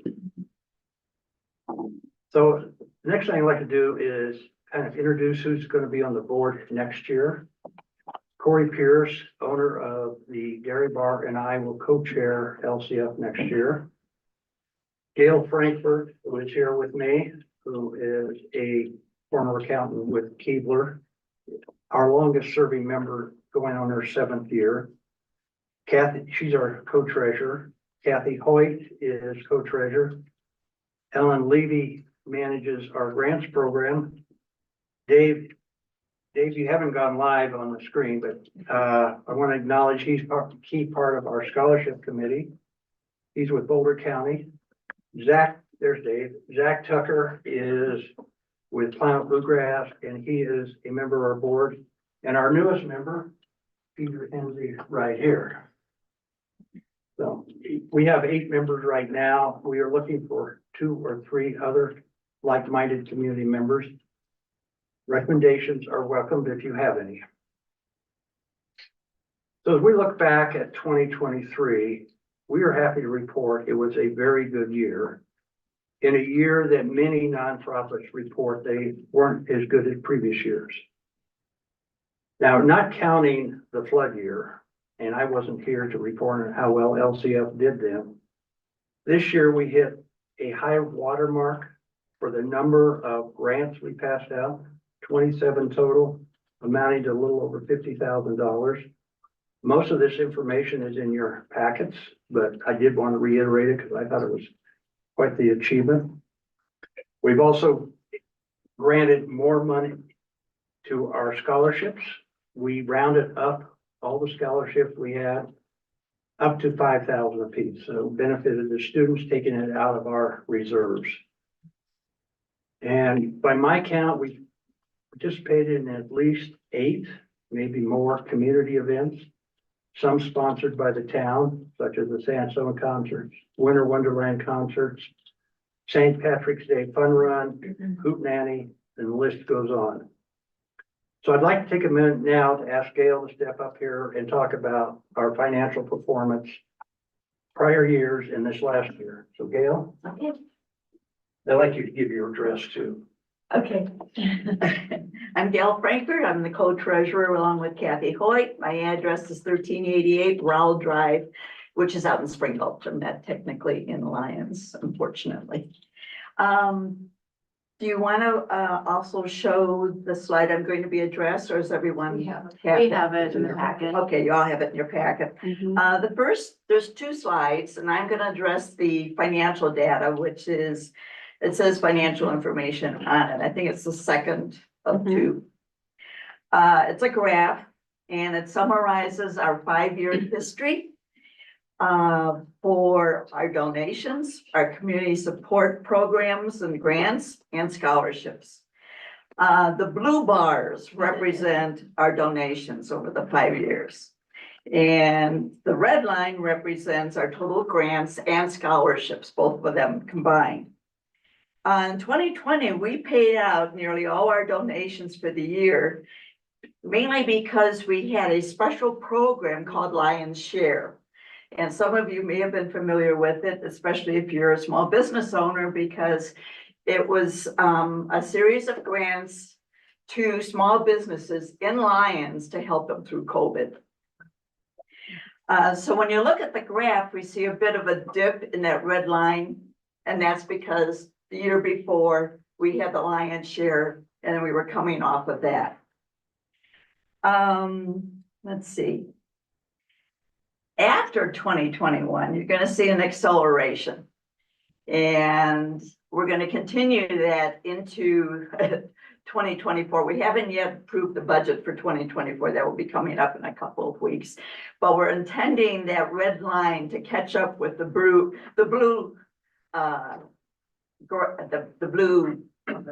table as we spend more of what we're bringing in. Our biggest fundraiser is the appeal, happens in November and December. And so far in the last few years, we've really surpassed our budget and our expectations. So most of our grants are made earlier in the year, before we know how successful we're going to be with the appeal. The second part of this is the summary statement of activity. And statement of activity is also called an income statement, a P&L statement. It's got various names. And this table shows the numbers behind that graph. LCF, just as a reminder, was founded back in 2007 So making 2024 our 17th year. And these last 5 years, the years that I got to see firsthand, since I've got the most longevity in the organization, have been really exciting. Donations have gone up 148%. Community support grants are up 97%. And scholarships have grown 5-fold. So we've had banner 5 years. During the last 2 years, LCF has focused mainly on increasing a community awareness of LCF. There's been some confusion on who we are. A lot of people say, oh, you're with the Leaf Board, when I say I'm on a board. And we're one of the biggest supporters of Leaf, but we're completely independent with a completely different mission statement. We had to make that clear. With Tanya as our marketing communications specialist, and also with Kate, who has now taken Tanya's place, they were focusing on marketing communications to the community so that they know exactly who we are and what we do. And I think that's a good part of what's happening with our increase in donations. In looking forward to 2024, we're planning to have another very successful year with an eye toward obtaining new donors and also maintaining and encouraging and engaging the donors that we have now. And one of the things that we did last year, Tanya, was to encourage people to change their annual giving to a monthly giving. And that was a pretty successful program. In 2024, we'll also be searching for new activities to engage the community and also more opportunities for the community to come together. Thank you. You're welcome. So Thank you. So just a couple of final comments. I came to you a couple of times when we kicked off this year's annual appeal. We had it with a matching grant. I'm happy to report to you it was wildly successful, that we have raised at this point over $50,000 total without the books being closed yet. So thank you to those of you who participated in creating the matching grant. Other than the flood year, this is probably our best annual appeal result. The other good news for next year, the Zoe Chase family has created a memorial scholarship in her name, and that will be awarded for the first time this next year. Planet Bluegrass has created a brand new scholarship at $5,000 that will be awarded in 2024. And we are diligently working on creating a unique fellowship in memory of Priscilla Cohen. And that is in process, and we hope to have a positive report to you when we get through that process. So as Gail said, we're looking at growing our donor base, maintaining the enthusiasm of our current donors. And we just want to take this few minutes to thank each and every one of you for the leadership and support that the town has provided in helping LCF be as successful as it's been. So thank you. Thank you very much, Mr. Sparks. Make a round of applause.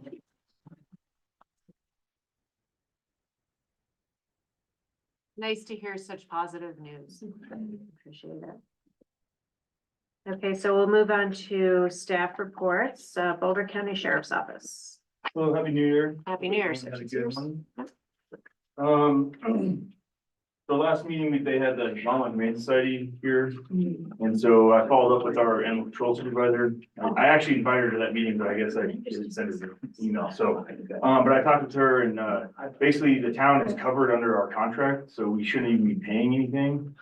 So that's a little bit of saving some money, but all the money in the past years is since you've been contracted with us, so they should not be sending you guys any bills. If they do, let us know and we'll take care of it. So we pay out quite a bit of money, and Humane has been notorious for overcharging or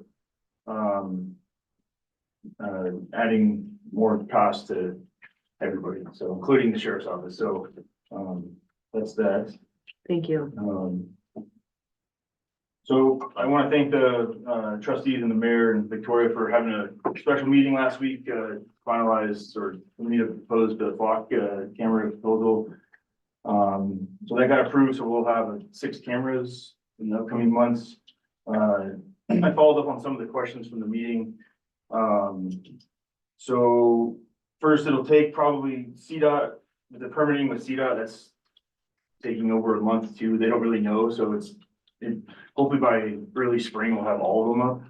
And the contract won't start until the first camera goes up, which I'm gonna wait to put the first one up on a CDOT right away. That way, it shouldn't be much longer to get the other ones up. And then after the 5-year contract, essentially, if the town doesn't want to continue with another contract, then they just take cameras and move on, or essentially we can go under a new contract for whatever those cameras will be at that time. And then, still working with our, department, the sheriff's office, about assisting maybe in the upcoming years with that. But I did learn after the meeting, CATPA, which is Colorado Auto Theft Prevention Authority. So it's basically run by CSP in the state, for prevention of auto theft. They're accepting grants up through, January 11th. So I'm working on that. The hold up on that, I haven't got an answer from their captain yet, but, our department submits these grants, for their detectives for like, battle, which is beat auto theft through law enforcement. We have a northern battle,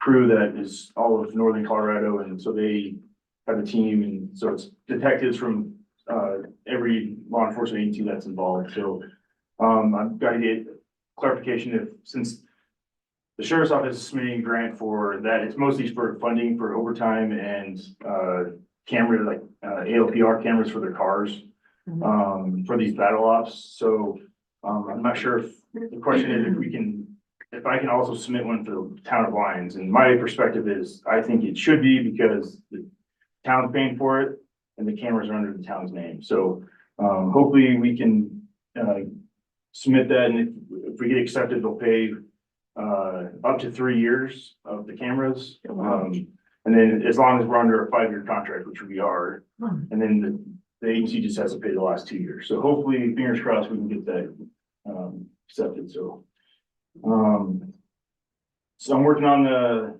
annual end of the year report that I'll get to Greg here by the end of the month. Just with the increase of unhoused people coming through town, the town kind of Victoria wanted to get ahead of this, so we're going to work on policy and procedures and maybe updating some ordinances to help enforce some of this stuff, and obviously resources for them as well. Fortunately, no, I wasn't able to pull any flock stats because, so I've been battling with them the last 2 days. I think they messed with the camera naming. So right now, it used to be called Town of Lyons. Now it's called Boulder County Sheriff's Office / Town of Lyons. So my admin account, I can't act, it basically says we don't have any cameras, but they're working on fixing that. So I wasn't able to pull any stats from the last few weeks. But the camera's up and running and all that. End of the year tickets, we had 566, which is up 121 from last year. This month was kind of sad month for us. We only had 12, or in December, versus 104 the previous December, which we had one guy wrote like 50 tickets alone in just extra duty. So like we've talked about, that's just because of extra duty. Calls this year, total, or last year, I'm sorry, was 2,521, which is up 288 from 2022. Again, most of that's just traffic and extra patrols in the parks. Actually, December call though this year was actually, or I'm sorry, last year was actually down 55, which is the first time calls have been down all year. And again, that's mostly because of traffic. So, and then I was able to go through the accidents of the year. And we had a total of 28. And that's up 10 from 2022, which is pretty big increase. Yeah. We had 2 DUI accidents or alcohol involved. Out of all those, only 1 injury, which was minor injuries. It was actually the DUI driver who hit a vehicle and took off and then rolled his vehicle up the canyon. So, we had 7 hit and runs. 2 of those, however, were solved with flock, and we were able to find the person who ran to give them a ticket. Going through all of them, that mostly what I can tell is careless driving or just distracted, not paying attention. The majority of those were on Ute Highway or Main Street with at least 16 of them. Being on those roads. There's 5 in private or like parking lots, so Circle K had a couple, just minor, fender bender type stuff. Only 2 that were weather caused, so I think the majority of it is just people unfamiliar with the area and just not paying attention on their phones or, so. I will be out of town for the next, meeting. So I'll get my report sent to Victoria. So that, is it gonna be the Tuesday after Martin Luther King? Yeah, So, 16. okay, all right. I think that is about it. Okay, thank you. Questions for Sergeant Sears?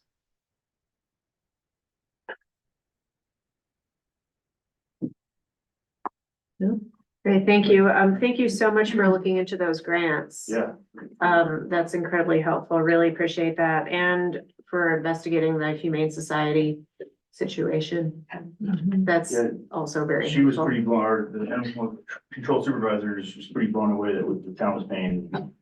Like a Superior, I was like, So well, am I. Superior, since they contract with us, they don't pay for anything. Netherland, however, right now they don't contract with animal control with us, but they're looking into it. So they will have, they obviously, they go through Boulder and Boulder's, they like Boulder a lot more. They just are a couple different reasons, but yeah. Okay. Thank you so Yeah, much. Thank you. Be safe. Have a good vacation wherever you're going. What's that? Have a good vacation Vacation, wherever I you're think going. Oh, thanks. All right, here. Thank you. Oh, Cody, you might just want to hear the first part of this. Oh, yeah. Administrator's report, please. Thank you. Was also made aware of another grant opportunity.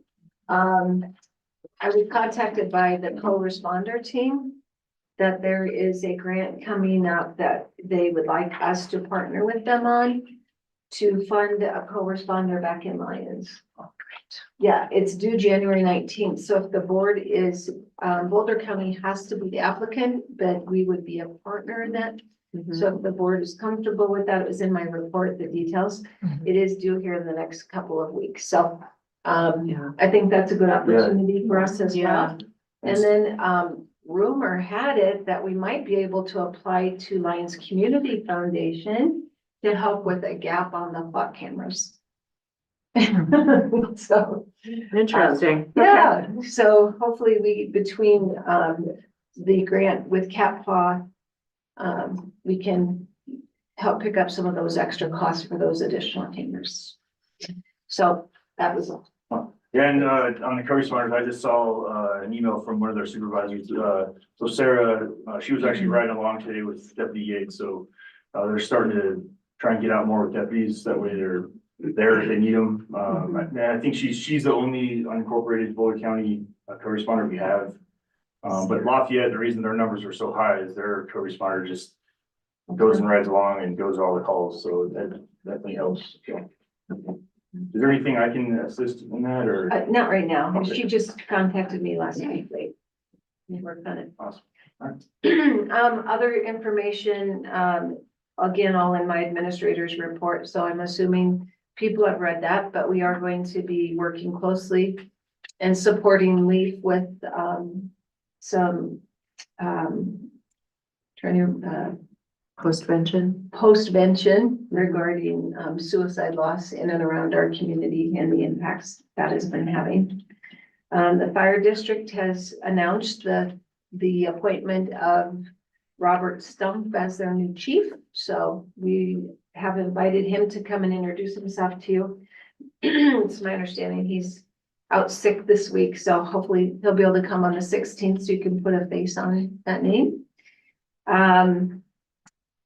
Several changes happening with Boulder County, and you need to probably read through that paragraph, but they are breaking out some of their departments to be direct report to their commissioners. So there's information in my report about that, but important for us to know that we no longer will be like utilizing, I've always had a direct contact with Boulder County through their administrator, and now it would be all these different department heads.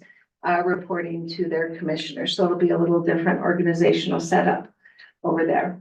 And then there's lots of information in my report about different upcoming events and several different grants the staff have applied for that don't have matching fund commitments. We of course bring those to you, but want to keep you in the loop that we continue to look for and apply for any pertinent grants to projects we have going.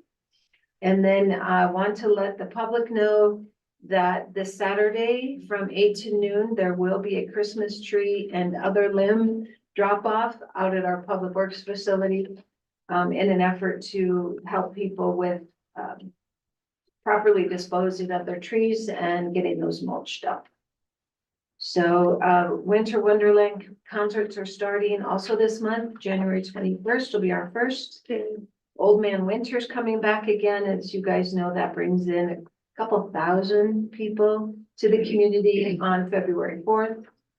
And then the ongoing events that are listed in your newsletter and my report.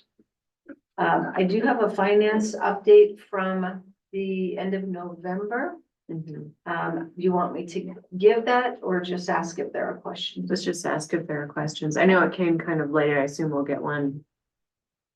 The meeting for Meeting after December. this. December always takes a little longer to Yeah. try to finalize the year, but in general, sales tax is down slightly through November, 2.36% down from 2022. However, other revenues are higher, so we are not anticipating any budget deficits in regard to revenue. That local, non-local purchases remains very consistent with what we see this time of year. 55% of the sales tax generated is by locals. For the month of October, 45% is out of town.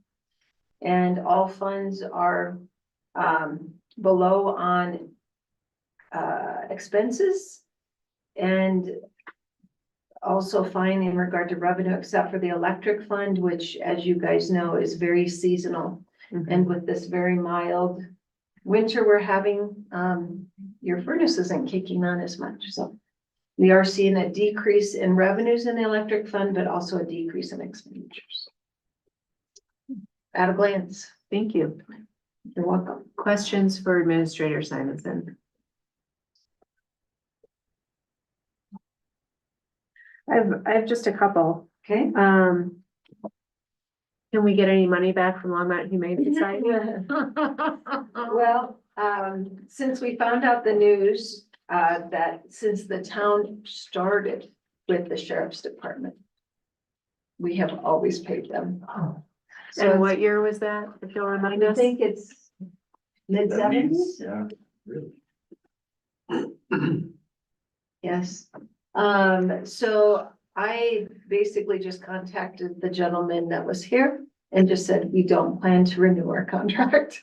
And I've not heard from him. So I didn't know if that was holiday driven, but it'll be on my to-do list to follow up more formally with him. But it sounds like the sheriff pays about $65,000 a year for unincorporated county and the communities that contract with them, so Superior and Lyons.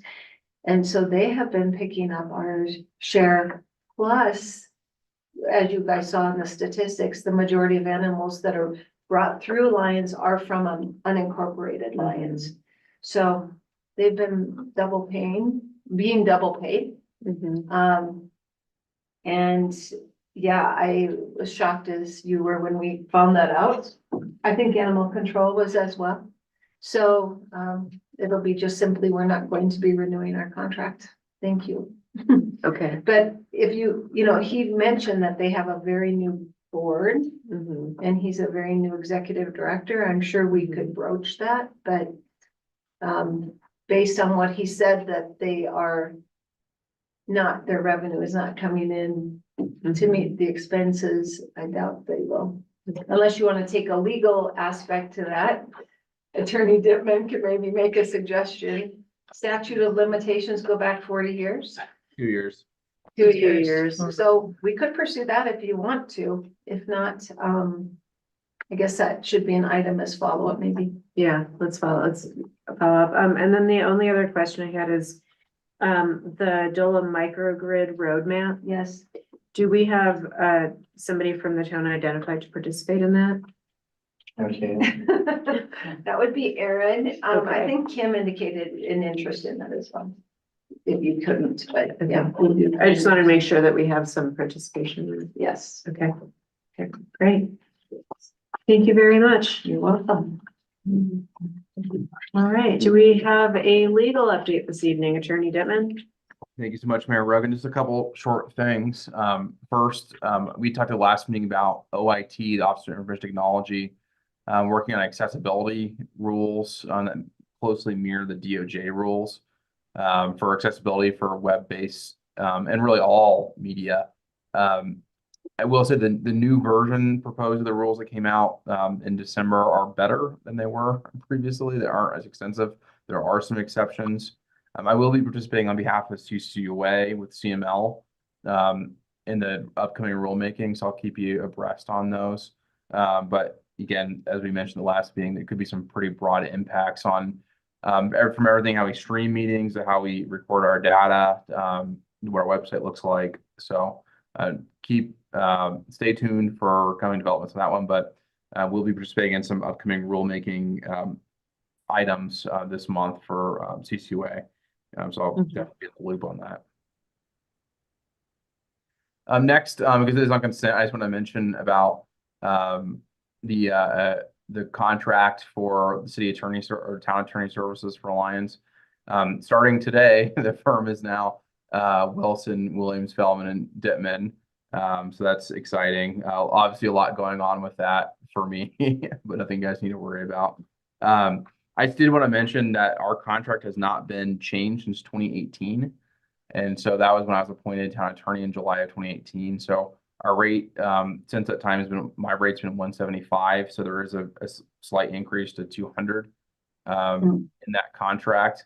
I will let you know my normal rate that we charge is 245.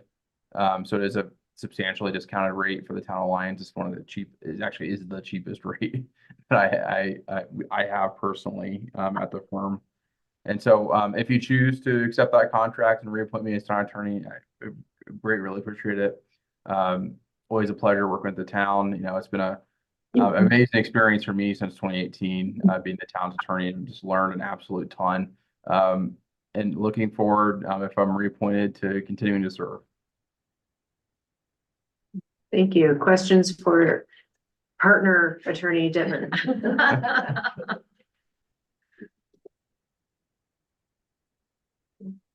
Right. Thank you very much. Thank you. Okay, so we'll move on to ordinances and public hearings. Item 7.1 is resolution 2024-01, a resolution of the town of Lyons, Colorado, levying general property taxes for the 2024 budget year. I'm gonna take that. Director Eystone is on vacation this week, so. This is our annual resolution to set the property tax mill levy. That is a requirement by the state and the municipal code to do that by a certain date, so we are presenting that. And basically, our mill levy is set to produce a balanced budget for the town of Lyons and the expenses we anticipate for 2024. This year, the property tax revenue that is going to be necessary to balance that budget is $904,228. And the mills required to produce that amount of money is 15.137 mills. And I know we've talked about this, but it's always just a couple times a year. So if you have questions, don't hesitate. That amount of mill will allow our residents a tax credit of 4.385 mills. So we could be asking for up to over 19 mills, but we are only needing 15.137 to make that balanced budget this year. This year, we did get kind of a late statement from the Boulder County assessor because of the tax law changes that occurred this year in the legislature. So we had, Senate Bill 23B001. And if you recall, that was an election question in which there was an adjustment made to all taxes.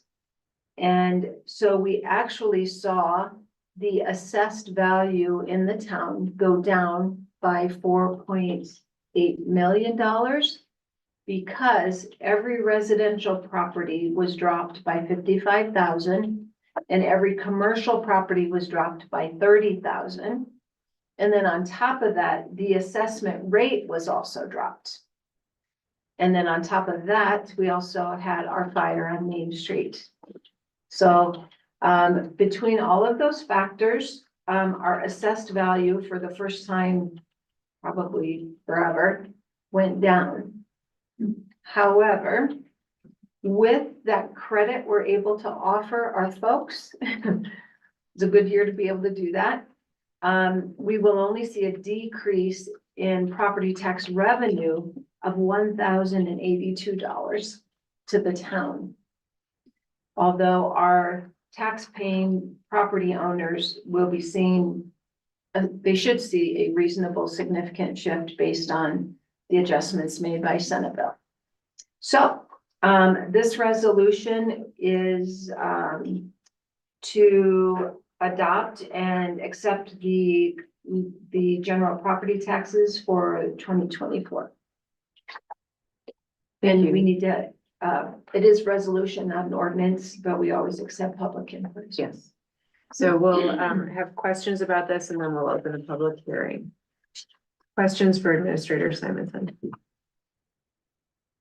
Could you just repeat the numbers again for the decrease in residential and commercial? I didn't Sure, quite catch that. it's residential properties, including single family condominiums, townhomes, multifamilies, duplex, triplex, and apartments are the former assessment rate was 6.8 or 6.95, depending on your category. Those have been reduced to 6.7.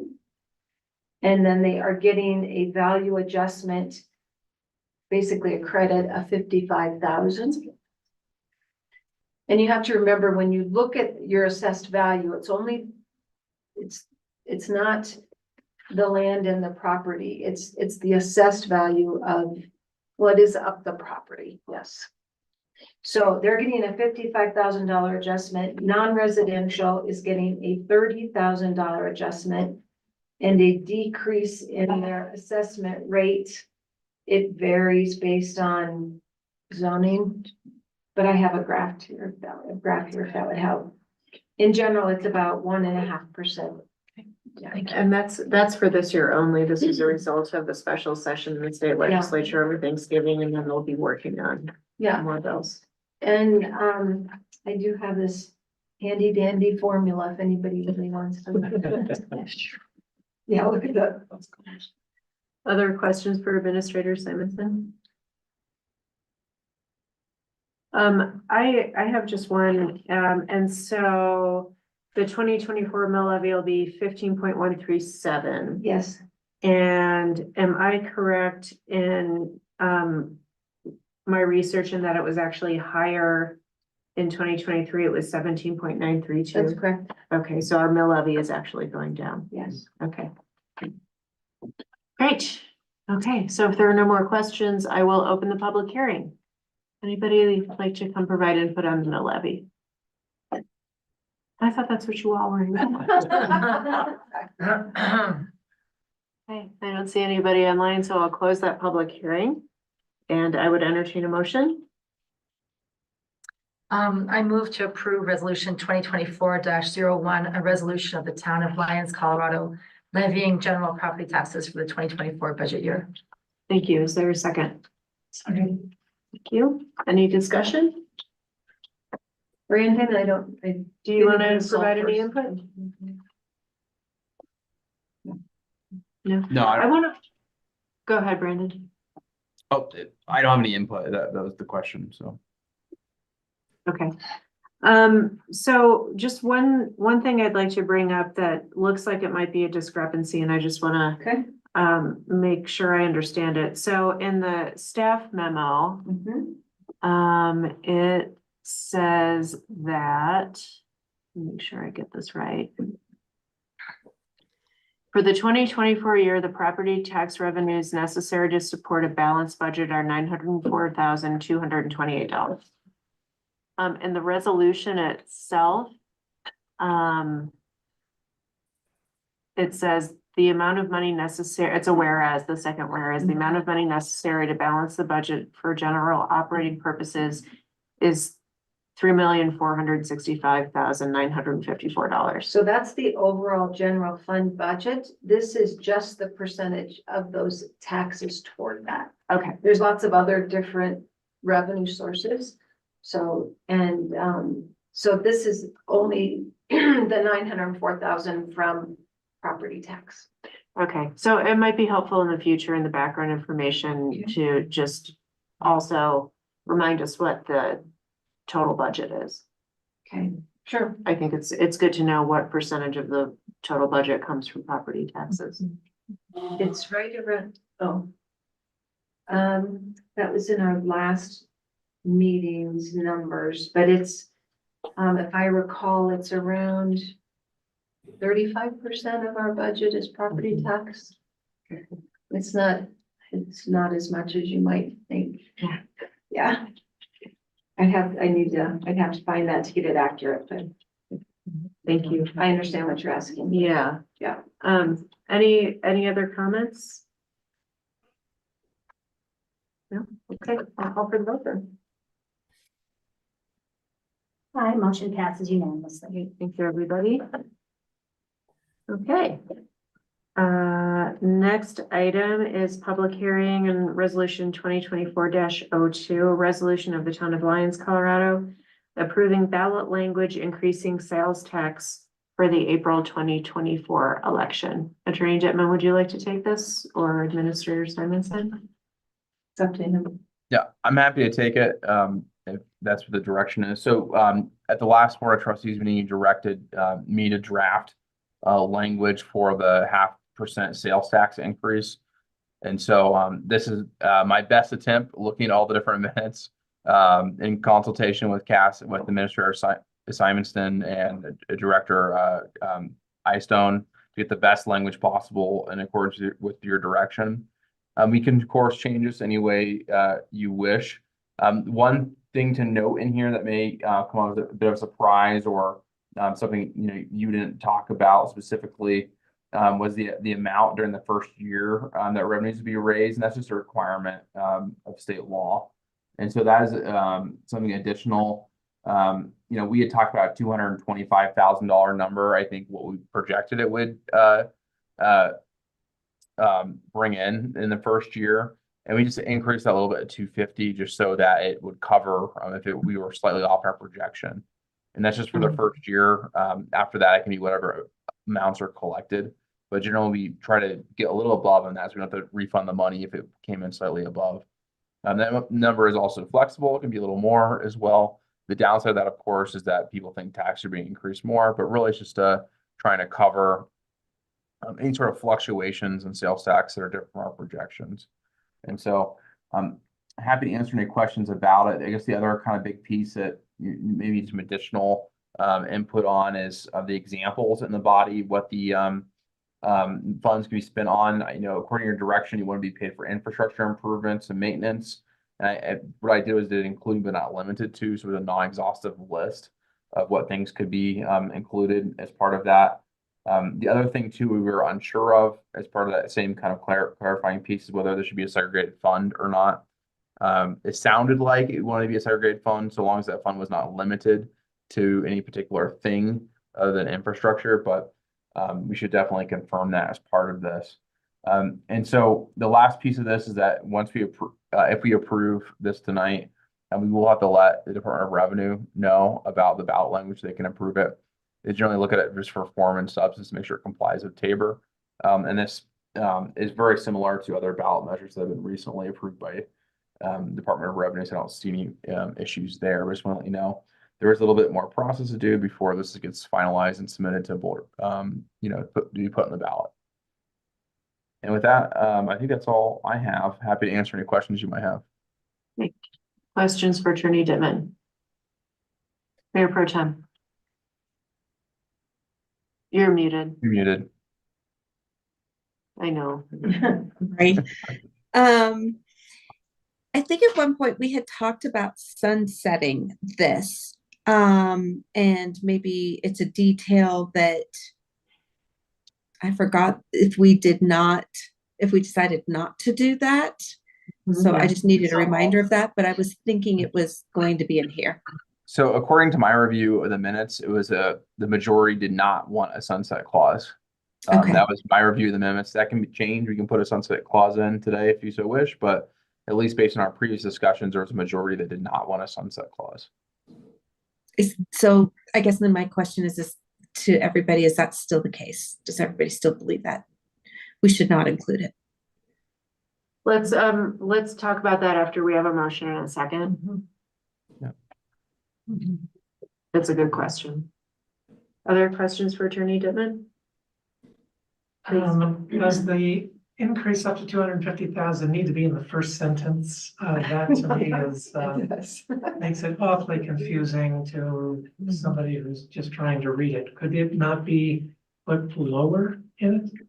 Yeah, unfortunately, the requirements around Tabor are very strict about the order and the amounts that are placed in it. So this is the approved form for these types of questions. Probably intentional, right? Because the drafters of Tabor did not want tax increases. But that is, the way that these are drafted. You often see, for example, a lot of times that when there's a Tabor requires says, shall sales tax not be increased by, some number, is a typical style. Just even if there is no increase in taxes, you still have to list that right away. And that's just part of what's required as part of the language. Tabor also requires the all caps. It does. Yep. We're yelling at you. Any other, yeah. I just have a minor question here. It seems like this fund doesn't need to be named in advance. Is that right? It just mentions a segregated fund, but I guess we don't have to. Nope. We don't have to name that. Okay. Yeah, this is just a segregated fund, and we can name whatever we would like, right? It's just telling the voters we're going to keep this money separate, so it's not spent on, things that aren't related to infrastructure. We can also not put it in a segregated fund, but I think as we've discussed in the past, typically people like to see that it's dedicated for a particular purpose, and having a segregated fund helps give people that assurance. So I guess maybe this is for the discussion afterwards. I guess I'm just curious as to whether naming it here as a segregated infrastructure fund, if that would help things. We can talk about that. Okay. Yeah. Okay. Question? Okay. I don't see any other questions, so I will open the public hearing. Would anybody like to talk about the proposed ballot measure? No takers. Okay. I don't see anybody online either, so I'll close the public hearing and entertain a motion. Go ahead. Okay. I motion to approve resolution 2024-02, a resolution of the town of Lyons, Colorado, approving ballot language increasing sales tax for the April 2024 election. Thank you. Is there a second? I second. Thank you, Trustee Delman. We have a motion and a second. Okay, Mayor Pro Tem, would you like to go first? Yes, I just wanted to review with the board the advantage or disadvantage of a sunset in this. I tend to think that it would be a good idea to have a sunset, and that it can give the people a sense that we are raising funds specifically for this to obtain, some goals, but then it could be sunset at a certain point, and then, those usually can easily be renewed. Thoughts? I am not in favor of a sunset. The primary reason for that is to look at other communities our size, look at our current rate is compared to those other communities, and we are below. And I don't feel like when we're already below, that we ought to be sunsetting something that is only bringing us a little bit closer to the average. Trustee Doman? I agree 100% with trustee Williams. Okay. Yep, I agree with trustee Williams as well. I agree. It seems like we can never have enough money to get anything done infrastructure wise. So I think I feel like it's gonna be needed forever anyway. Yeah, and I agree too. I think there's never gonna be an end to infrastructure needs. You know, as we've seen every year we look at the budget and look at more capital improvement projects and infrastructure projects. So I'm in agreement, but I appreciate you bringing up the subject. Sounds good. Thank you. Okay. And trustee Dottie? Oh, yeah, so I guess my question was just around the like actually naming the fund. I guess we're pretty clear on the second point there about saying this is only used to pay for infrastructure improvements and maintenance. But I was just wondering if there was any value in naming that fund here in the language. We say that it's segregated, but is there any way to name it as an infrastructure fund or an Well, improvement fund or? I think we won't know if the fund is going to exist before we know whether this ballot measure passes. And so naming it might be a little premature, but I don't know. Attorney Dittman, what do you think? Yeah, I think you could go either way. I think all we really needed with this is the ability to make that fund. And then, we can always, I don't know if it's gonna sway voters' minds if it's an infrastructure fund versus just a general segregated fund. Yeah, for me, it was more emphasizing that this is what the fund was for and saying this will be the infrastructure fund or whatever it's going to be, but making it really clear to voters. And I know we say that just below, but it was just, is there a way to really draw that home and make sure people understand this is for infrastructure? Could we flip those two bullets? Sure. Yeah, we can probably put those two bullets. Yeah. Thank you. We can do Yes, that. let's do that. Go ahead. I'd also, because if you say infrastructure in general, people might think we'll be using it toward like water and sewer, which we already are paying separate rates for. Right. So Cassie, or Director Eystone and I talked about this as well. You can name the fund if you would like to do that. It was, we didn't want to confuse people that the intent here is not to purchase water and sewer. I mean, if it's part of a larger infrastructure project involving streets or stormwater or something, yes, fine. But the intent is, you said, to allow enough flexibility to use it where we need to do improvements, but not so specific that it ties our hands. So this is the language we could come up with, but we could switch the bullets. I like the idea of starting with infrastructure. Okay, so would you like to make an amendment? Yes, please, and thank you. I would like to make an amendment to put the first bullet point regarding be used only to pay for infrastructure improvements and maintenance, including the list, but not limited to, above the be retained in a segregated fund. Is that clear enough? Yeah. Is there a second? I second that. Okay. Any discussion on that amendment? Okay, let's vote on that amendment. And that motion passes unanimously. Thank you. Well done. Other comments? Yeah, Mayor Pro Tem? Yep. So I'm going to bring up one more thing, and it is the fact that it does say stormwater utility improvements, and we have a stormwater fund. So I mean, if somebody's really looking at this and splitting hairs, that might be a reason to not vote for this, because of the fact that we already have an enterprise stormwater fund. It also says electric, which we have. Yeah. Well, I think that's a really good point, and I was gonna suggest trying to simplify this further by removing the examples. So be used only to pay for infrastructure improvements, period. I mean, maybe that's too simple. Do you, you know, people Some might. people may not know what that means. Uh-huh. You know, the issue with stormwater that you guys had the discussion about is if this does not pass, you have the ability to increase our stormwater fee to the taxpayers. If it passes in this ballot question, it's also being charged to our visitors. So they're helping to offset the cost of streets and stormwater as well versus the stormwater utility fund. So I think that was purposeful by Attorney Dittman, to put it in there that way so that they know that it could be used toward that because our stormwater utility does not generate enough to do that. I think it's a fair point by It Mayor is. Pro Tem. It is, yep. And I wonder if there are thoughts about how to address that.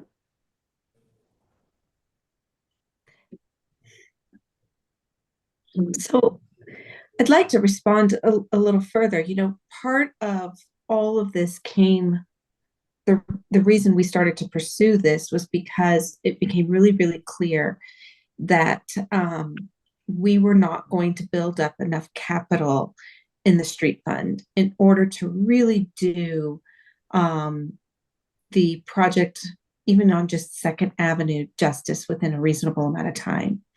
So, and that did include underground electric and stormwater utility improvements.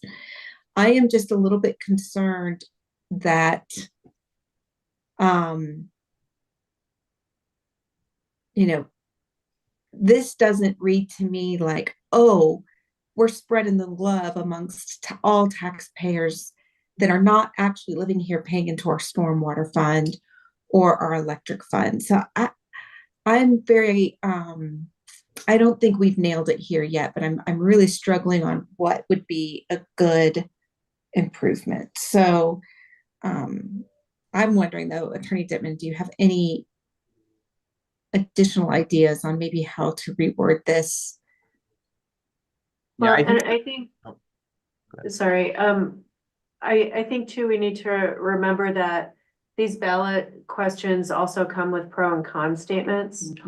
And that's a Tabor requirement. And so I think some of your concerns can be alleviated in the statements that go along with the ballot question. Who writes the pro and con statements? Anybody can. anybody. Yeah, it's publicly sourced. So you could, for example, write part of it. Yeah, the elected officials can as well. That's not just limited to, you know, staff could write it, elected officials, any citizens. It's basically, we have to do it. It's a requirement of Tabor and anybody can contribute. And where I'm trying to think in my own ballots in the past, I don't remember seeing pro and con statements. Are they included in the language right next to? They're in a separate part of the ballot book, but they're in the ballot book. Yeah, in the you know, the book. blue book that you get? Yeah. That's right They're in the there. book, not on the actual ballot. Okay. Right. No.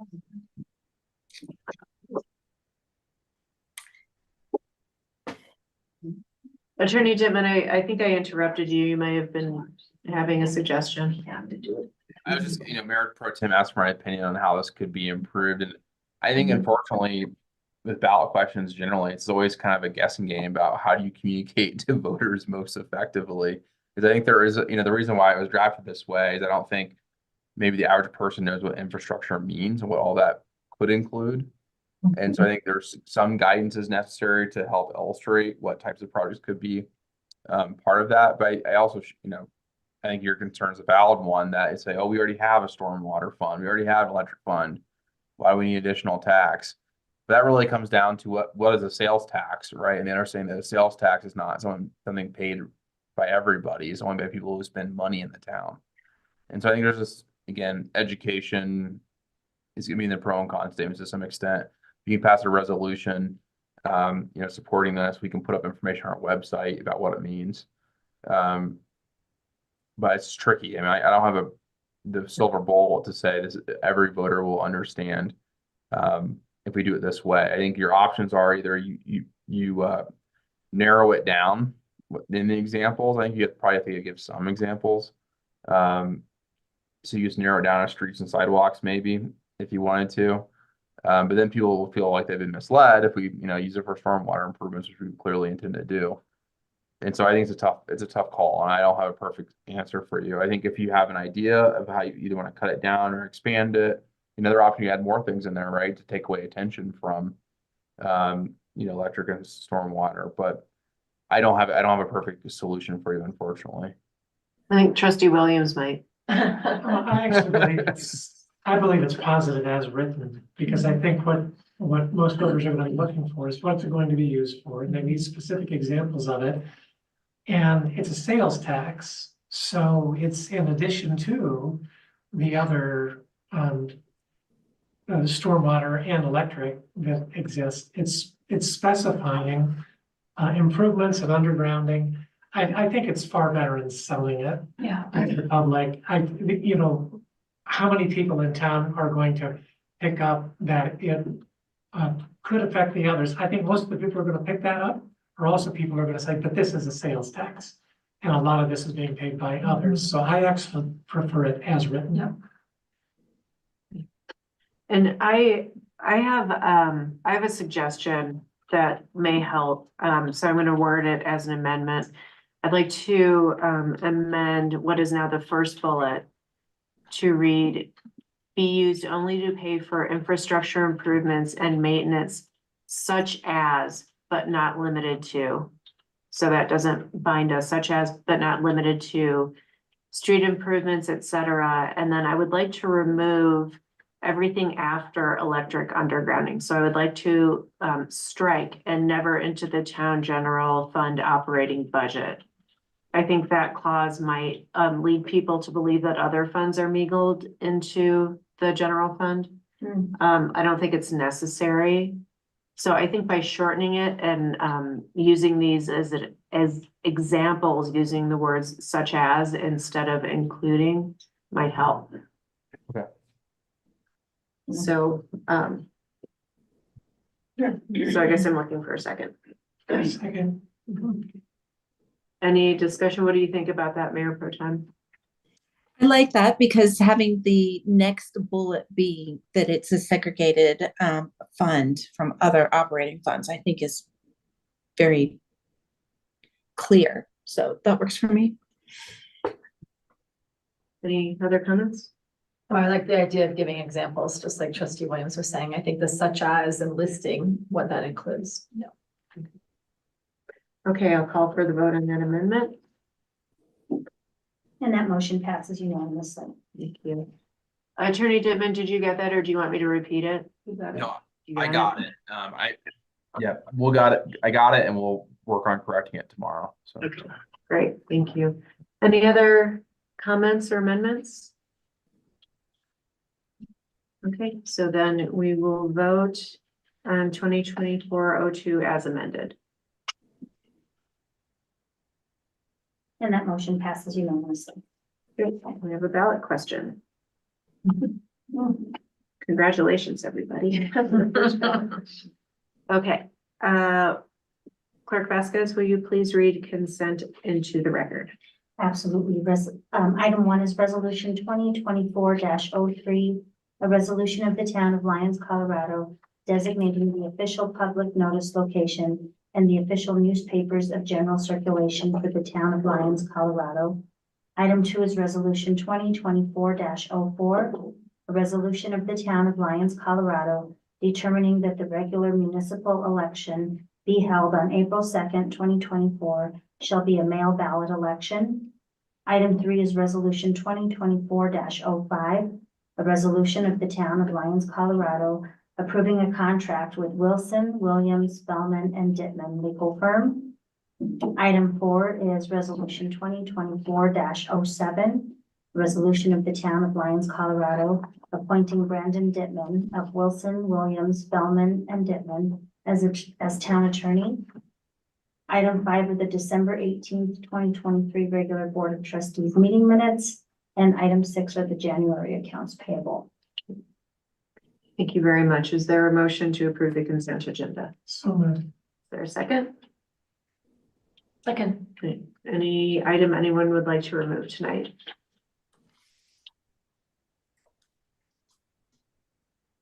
Great, we'll vote on consent. And that motion passes unanimously. Thank you. Okay, so we are going to move on to boards and commissions. Tonight we have the EBC here to give us an update and some background on the revolving loan fund. We've got a great presentation in the packet.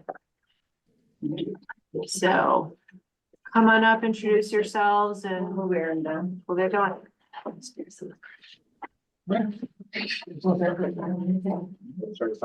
Sure. Can you see all right, or do you need to move the podium? I'm good. Can you see everybody? Okay. And I've got a presentation I can share. I just signed into the Zoom and I can Great. share that if you all would like that. My name is Mike Porter. Thanks for having us here tonight. I'm the chairman of not the Economic Vitality Committee, but the Revolving Loan Fund Committee. I'm Paul Dreyer. I think they like us to do addresses as well, 216 Antelope Drive. Oh. Here in town. Have to. I chair the EBC, as I think y'all know, and sit as a member with Porter on the revolving loan fund. So I'm here mostly in support of your good work putting things together and to give my perspective after a short presentation from the EBC. Yes, that's exactly right. So if someone wants to turn the thing over to me, I can share my presentation. Can you do that? It just needs to Share screen, share screen. if you're logged in. There you go. All right, let me just take this out of here. Yep. Okay, I will.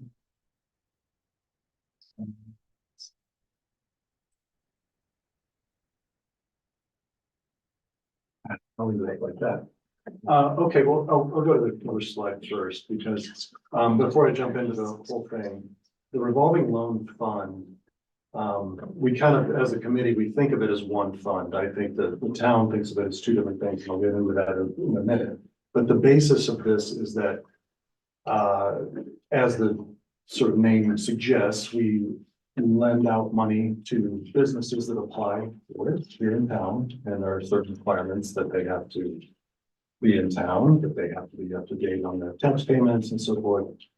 That they're in good standing with the Secretary of State and a few other different things, and then the committee goes through and reviews it.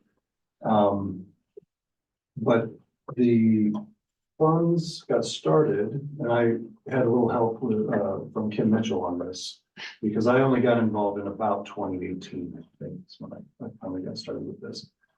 At the bottom of the slide there, you'll see that, like I just said, that there are two different funds. There's the BRF and the RLF, and we tend to just think of them as the same. And when I go to Kim to lend the money out, we just choose from one, whichever one has money in it. But I'll go through how these were sort of formed to start with. The revolving loan fund was established by this $44,000 grant from the USDA. And the town of Lyons committed $6,000 as a match to this fund at the time. That was a requirement of USDA. They had a little bit of skin in the game from the town, from what I understand. And this was obviously before the flood. And I'm not exactly sure how it came to be, but it was before the flood, fortuitously. Then the BRF came along, and some of you might remember the Lyons Economic Gardening Group, John O'Brien, Julie Van Domelen, and so forth. A lot of people got together and put this the Business Recovery Fund together because the understanding was that FEMA and others would come in and help with residents and help with government and infrastructure and so forth, but businesses might not get a piece of that pie. So the BRF was modeled on the original RLF. It was kind of my understanding is they kind of based that documentation and so forth. And I've read through the documentation, and in fact, it is based on the original RLF. And then in 2018, USDA granted another $35,000 to the RLF. So that's a lot of money. That ends up to be about what, 50 and maybe 110, 150, somewhere in that range is kind of what it ended up being, between the two different funds. So since inception of the two different things, and I've got some facts and figures from helpful town staff. $459,000 has been lent out over those 10 years. About 40 loans total. And as far as making good on the loans, one loan is considered to be in default after all those years. Currently, 2 borrowers are considered to be behind in payments, and that could be up to about 3 months or something like that, probably not on one. We made 6 loans in 2023. And, oh, whoops, I didn't even leave that bullet in there, sorry about that. Originally, I'll skip that $6,000 bullet from the previous slide. The original loan terms at inception, and I've looked through these documents, they could be many years long. And in fact, some of them are still being paid off from 2013. And they were paid with interest. We had verbiage in there about how how the lenders would pay back based on the prime rate plus 0.5% or something like this. And we eventually got rid of that after talking with staff because it was just a little complicated. I'll get to a little more about that in a couple slides, but in the end, like I say, they were paying with interest, but in the end, we kind of decided, let's just wipe that clean and make it 0%. And that's what it's been for several years now, well, at least since I've joined in 2018. The current loan terms are 15 months or 27 months, and that's sort of up to the borrower. It's also up to the committee. So we'll go to if the committee approves the loan, we'll say to the borrower, would you rather have this 15 months or 27 months? But if the committee decides, we're not so sure about this, let's keep them on a shorter leash, then we will only offer the 15-month loan. And incidentally, what that is there's a 3-month grace period. So they get the loan, they don't have to pay anything for 3 months, and then they start the 1 year or the 2 year after that. And then finally, on this slide, the committee voted to increase the maximum loan amount from $10,000 to $20,000 in 2022. Of course, that's going to be based on the applicant. We're not going to approve a $20,000 loan to a business that gets $100,000 a year in revenue or something like that. But we did approve that maximum loan, potentially maximum loan.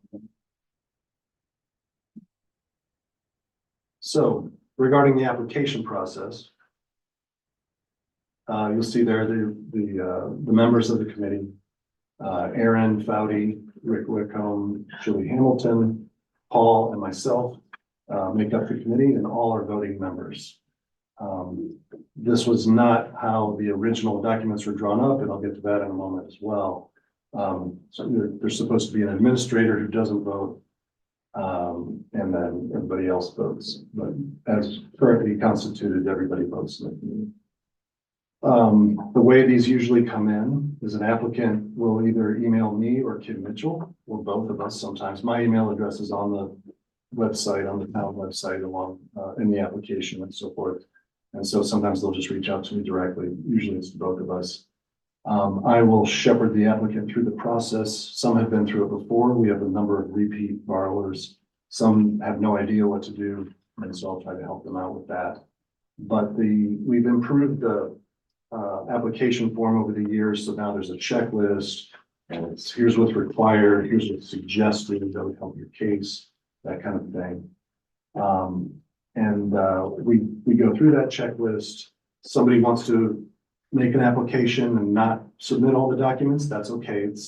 We'll take it if it's a brand new business, but that's going to affect our decision, of course.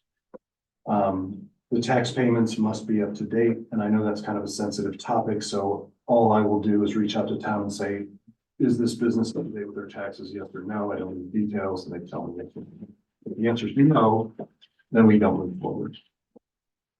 That's just the policy that we have. So once we have all the documents together, I'll put a packet together, I'll send it out to the committee. And we schedule a meeting to review it. And I'll just put together, a thing and people can select, different times and dates, that we can meet. These meetings are always Zoom meetings, incidentally. That started, of course, during the pandemic, and we've just continued it. It's just very convenient, obviously. The committee reviews the application. Sometimes we'll offer less than requested. Sometimes we'll ask for further information. So sometimes people on the team will say, well, can we get a little more details about their finances or something like that? And we'll go back and forth. That doesn't happen very often, but sometimes that happens. And we vote on whether to approve the loan or not. And then I will let the applicant know the decision, and I'll arrange for signing of paperwork. I'll go to their office or to their place of business, give them a copy, take a copy, and then they'll come into town and get the check. I sign the check, but I don't take it. They come to town and pick it up. You know, and I appreciate the commentary. I'll let you know that this presentation was in the packet and we did read it. So it's got great information. So maybe if you want to cover the highlights, Yes. that would be great. Okay. As far as the impact goes, I'm gonna mostly turn that over to Paul, I think.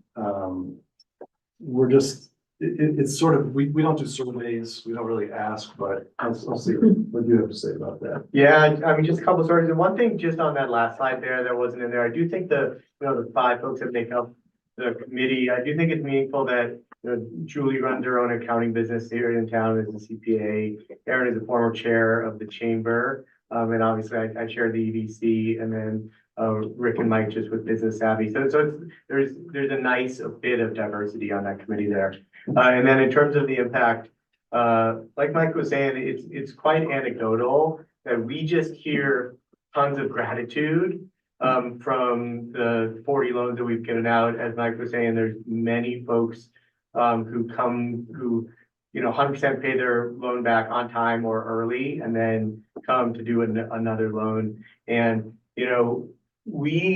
I have chatted with you all this board about very different ways to create incentives for business or investing in businesses, both current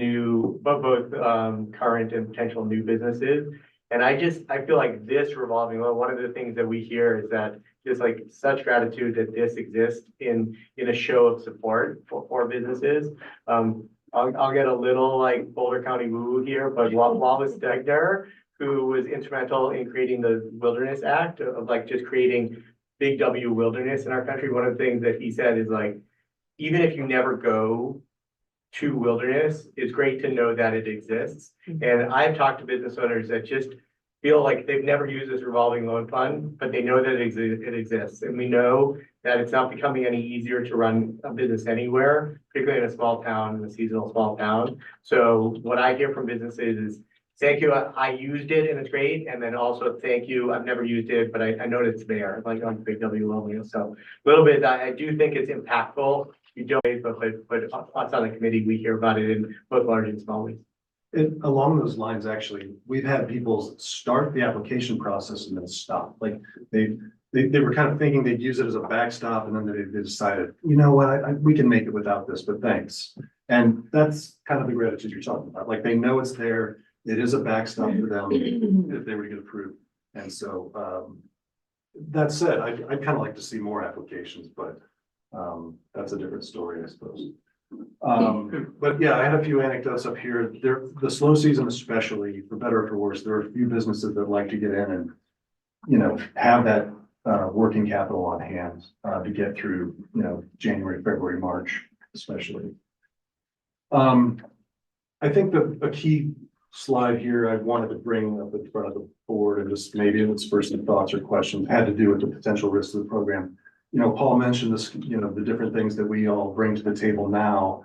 And I was a former chair of the chamber as well, and we have a really good team at the time being. I know that there's an approval process. I know the mayor approves every, person that's on the committee, but that's just a risk. It's just, you want to have a nice mix of people who can read financials, but also kind of have their feet on the ground in town and know kind of what's needed around town.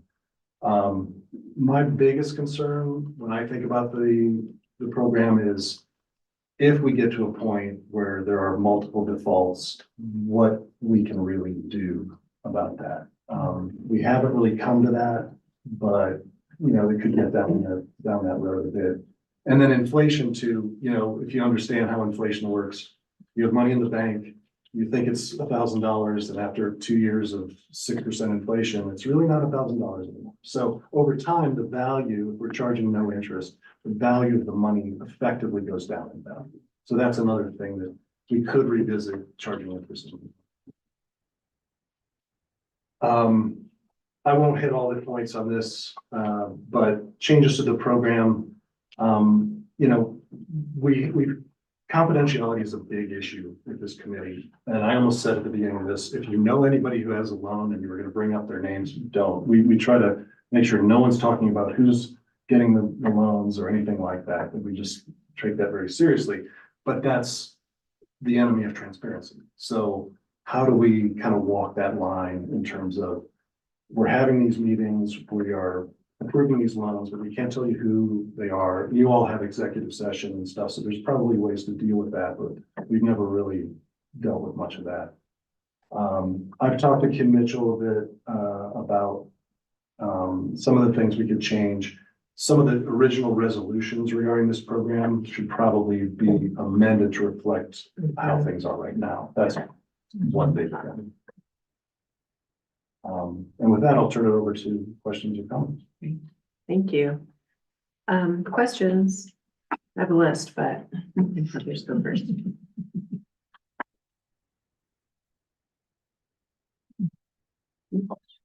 Okay, then I'll get started on my list.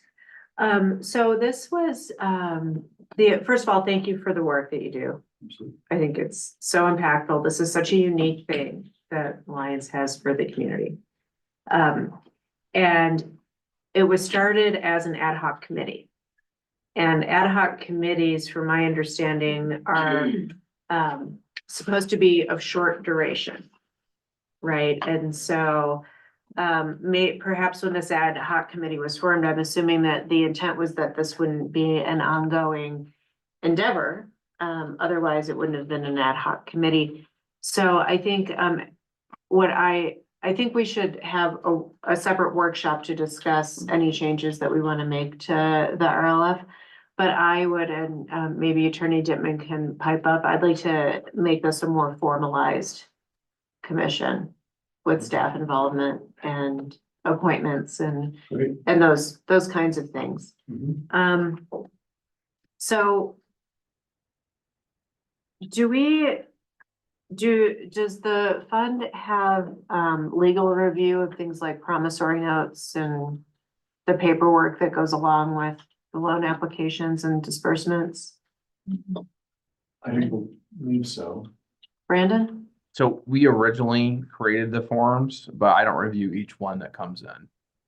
And so there's been times when Kim has reached out for, you know, advice on amending certain things here and there, but I don't review each one that comes in. Okay. Neither does Cassie. And neither does Cassie. She doesn't know. It's all very, like they said, very confidential. And the committee makes the decisions. We just process them. Okay. And you said the committee is appointed by a mayor? Yes. Originally? Yeah. By resolution originally. But as they change, we have not done like you do for the library or other boards and commissions. Okay, so then who selects new members when members rotate out? You know, we've had some people rotate out, but we've just kept it at, it's been 5 for quite a while. And I don't recall any new ones being added.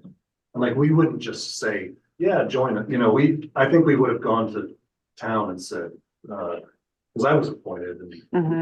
And I believe I was appointed, but it's a good question. I can't remember the process. Well, I have a number of other kind of in the weeds questions, but maybe I'll hold them until we can have a workshop to take a look at the risks that you all have identified and the resulting opportunities that come with those too, right? And maybe it's time for the RLF to be matured in a way that it hasn't been, since it looks like it's not just ad hoc, it's gonna be sticking around. And obviously, we were talking about it at the workshop, but would there be a worry that that's an additional burden for staff?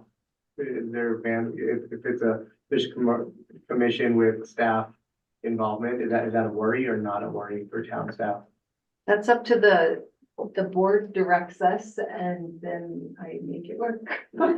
Yeah, I mean, So- we'll talk about it Yeah, at the we'll workshop. talk We'll about talk it. about how often you meet and what that, How much staff. time it takes and if we have Yeah. enough capacity to do that. yeah. Okay, Mayor Pro Tem, did you ever hand up? That's Brandon. Oh, Brandon, Brandon sorry, I'm and having, Oh. could you unshare your screen, please? Yes. I think Thank you. Kim was first. Thank you very much. Kim, I'm sorry, I couldn't see you because there was a slide on the screen. Hi, thanks. Can you hear me okay? Yeah, Great. And if Brandon wants to go before me, certainly please do. And one of my requests was to please stop sharing the screen, so thanks. We do have a promissory note, a loan agreement, and a security agreement that all are signed by the, what's the word I want to say, the applicant or the person who, or the business we're funding the loan to. And all of that paperwork. So when Mike Porter says he's one of the signatories on the RLF, when he signs a check, we keep it at town hall and we do not issue the check until we get all of the signed paperwork back. So I think that's really important. We've also, talked to Attorney Dittman and talked about some of the teeth to the agreements. I think some of the challenges, and I think this is where the attorney would be great to chime in, and maybe it's looking at them for this future workshop, is that the USDA, which funded the original, the 50,000 and then added the 35,000, they do not want staff involvement. So they really want it to be separate. Yeah. And so we've done, I feel like, a really good job of staff does not want to make the decision. We don't want to be involved. Like, we just want to be the one that says, okay, there's 60,000 available. You said somebody needs 20,000. There is 20,000 in the bank. We'll loan it.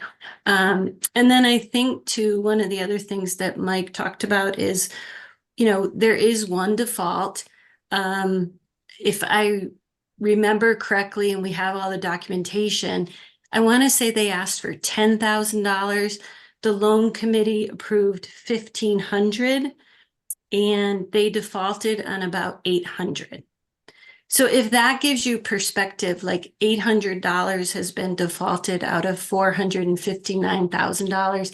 And then I think the final piece is that essentially the USDA looks at this as a grant. It's not a loan. We don't pay it back to the federal government, but I see Brandon nodding his head, but we want to keep loaning it out. So you don't want to default, and nobody wants to, but there is some risk involved. And then the other piece I'll talk about is I took several notes while Porter was talking, is the zero interest rate. And that came up because the original loan committee, I want to say this was back in 2018, it was tied a little bit more to the prime rate. And at the time we had, and we still do, a really sharp finance department and folks who do this stuff, but it's like the town of Lyons is not a bank. So when prime changes and the interest rate changes, that's a bank responsibility. But for the town to then say, oh, such and such, your rate was 3%, and now prime is 5%, so your rate is 6%. The amount of paperwork and legwork for figuring that out and then amortizing those loans was really challenging. And so in talking to the previous board and the previous RLF folks, it was like, it's a grant. We're never paying it back to the USDA. So if 0% makes sense and the staff doesn't have to, keep changing sending you a new spreadsheet every month. Does that help? Yeah. It Okay. does. Thank you. You're welcome. Brandon? Yeah, there's a couple of quick things, first to address something I heard, and then second to follow up on what Kim said. So first, the RLF isn't a board and commission of the town officially. And if you look in chapter 2, article 8 of the municipal code, RLF is one of the listed committees of the town, and not very much in there. All it says that RLF needs to do all its votes by recorded vote because it's dispersing funds. At one point when we were, several boards ago editing that, there was much more on the RLF in that code amendment, and that was all kind of taken out because they wanted to keep it kind of independent as possible. And so they thought adding a bunch of structure around it made it less independent. Second, just to very briefly follow up on what Kim said, when I became town attorney, one of my first things I did was look into the RLF, updating a lot of the documentation shortly thereafter. And when I did that, I reached out to the USDA. I tried to research other communities that had this, and only really two things came out of that. One, that USDA didn't want anything to do with this, other than the fact that they're going to be very clear that town staff and town elected officials could have absolutely zero part in any of the decision making of the committee. Mm-hmm. Other than that, there's like basically no guidance, no anything, no strings, nothing. So that was kind of the first thing I learned about this. And the second thing I learned about this is that Lions probably has the most sophisticated RLF fund of anybody based on this USDA money. There's a couple other communities in the Midwest, like in Illinois and Iowa, I think they have this similar to a program. But as far as I can tell, this is about the most sophisticated, most active RLF fund based on this USDA grant that's ever been done. Congratulations. So we don't have a whole lot of guidance to go off either. It's the other kind of learning thing. On the defaults and stuff, we've done a few legal demand letters. One time we got fairly far along in our threats, but what the problem is, these loans are so small. By the time that we write a letter, it's almost the cost of the loan, which is part of the problem here in terms of enforcement. But I just want to give that kind of background as well. Okay, great. Appreciate it. Thank you. So we'll do one more review. Yeah. Okay. So anybody else have any comments or questions? Okay. So we'll put together a future workshop and talk about how we can help make it even better. Great. Be the shining star of RLFs in the United States. We can go on tour. and give Yeah. Presentations. TED Talks. Well, I was gonna say, We do need to formalize a few things, because you've been on here a long time, and someday you might want to get off, we need to know how to do that. Yeah. So, yeah. Kim and I will be in touch about scheduling a workshop, maybe February Yeah, great. or March, but February, we can shoot for February, I know the time's already taken. Okay. Okay. Yeah, sounds good. Great. Thank you so much for giving us the updated information and for your time and your service. Absolutely. Okay. So we're gonna move on to general business, which I think is probably the main event that most of you are here for. And that is the LEAF agenda waiver of fees request. Sorry, you. So who would like to give the staff report? Oh, staff. Aaron's gonna. Sound asleep.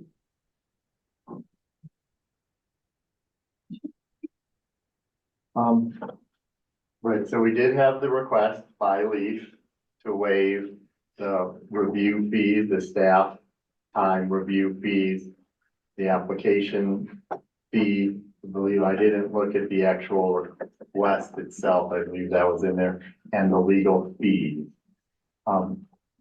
We've been discussing it with the modification of a PUD. The code does not have a great standard to follow for the modification of a PUD. On top of that, this PUD is almost two PUDs, with the PUD for the residential of the Habitat homes and the PUD commercial of the building that Leaf has purchased together in one PUD document. With that, I've been in discussion with Attorney Dittman how to modify that. It sounds like we may need to just have a new PUD put out there that helps separate the PUD residential from the PUD commercial. We were trying to streamline it. I was hoping we could have one process, the development review being the only process needed. With two different processes, the PUD, a new PUD or a PUD amendment would be a $500 application fee. Development review application is a $500 fee. So the way it looks, that would be $1,000 unless we found a way to do just one aspect. Then for both of those, you do have to put up an escrow, and that's to cover the fees that will be involved in the review. Again, you don't really know what's involved in that. As I just mentioned, there are some complications. It might require a little bit more on legal time. If you put up $1,000 for each of those and they were all used, you might be at 3,000.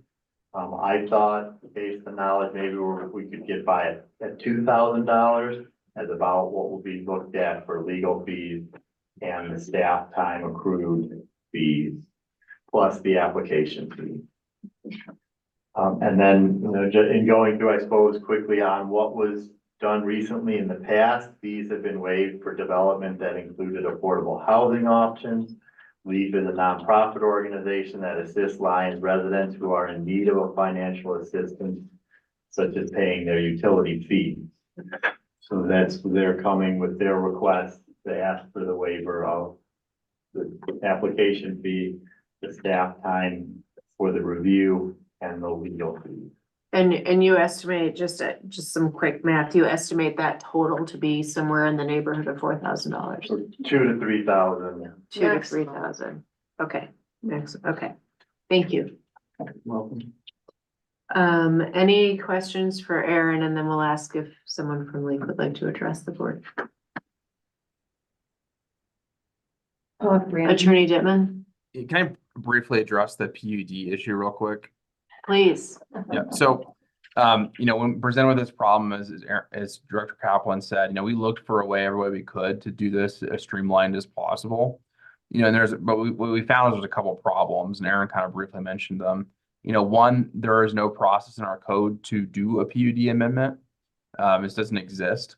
And then when we looked at other communities, what they do, it's actually not uncommon that even if the code says there's an option for a PUD amendment, that the process for doing that is the same as the original approval, which is typically a rezoning. And so it's not uncommon. In fact, I'd say in the vast majority of jurisdictions, you'd have to go through rezoning anyways to do an amendment of a PUD. So I think we're in line with our neighbors and our colleagues on this, in terms of, you know, reprocessing this as a new PUD. But you know, the big complication is anything in the code, which would suggest you have to do it the same as the original anyways. The kind of second part of that Aaron mentioned is that this is two different properties. It's the Habitat homes and this, and it gets really messy if you try to amend this and say, but all these changes only apply to the LEAF property versus the Habitat properties, just because it all is currently in one PUD. And so if you were to do a new PUD, you would just cover the LEAF properties, and the Habitat homes could exist under the existing PUD.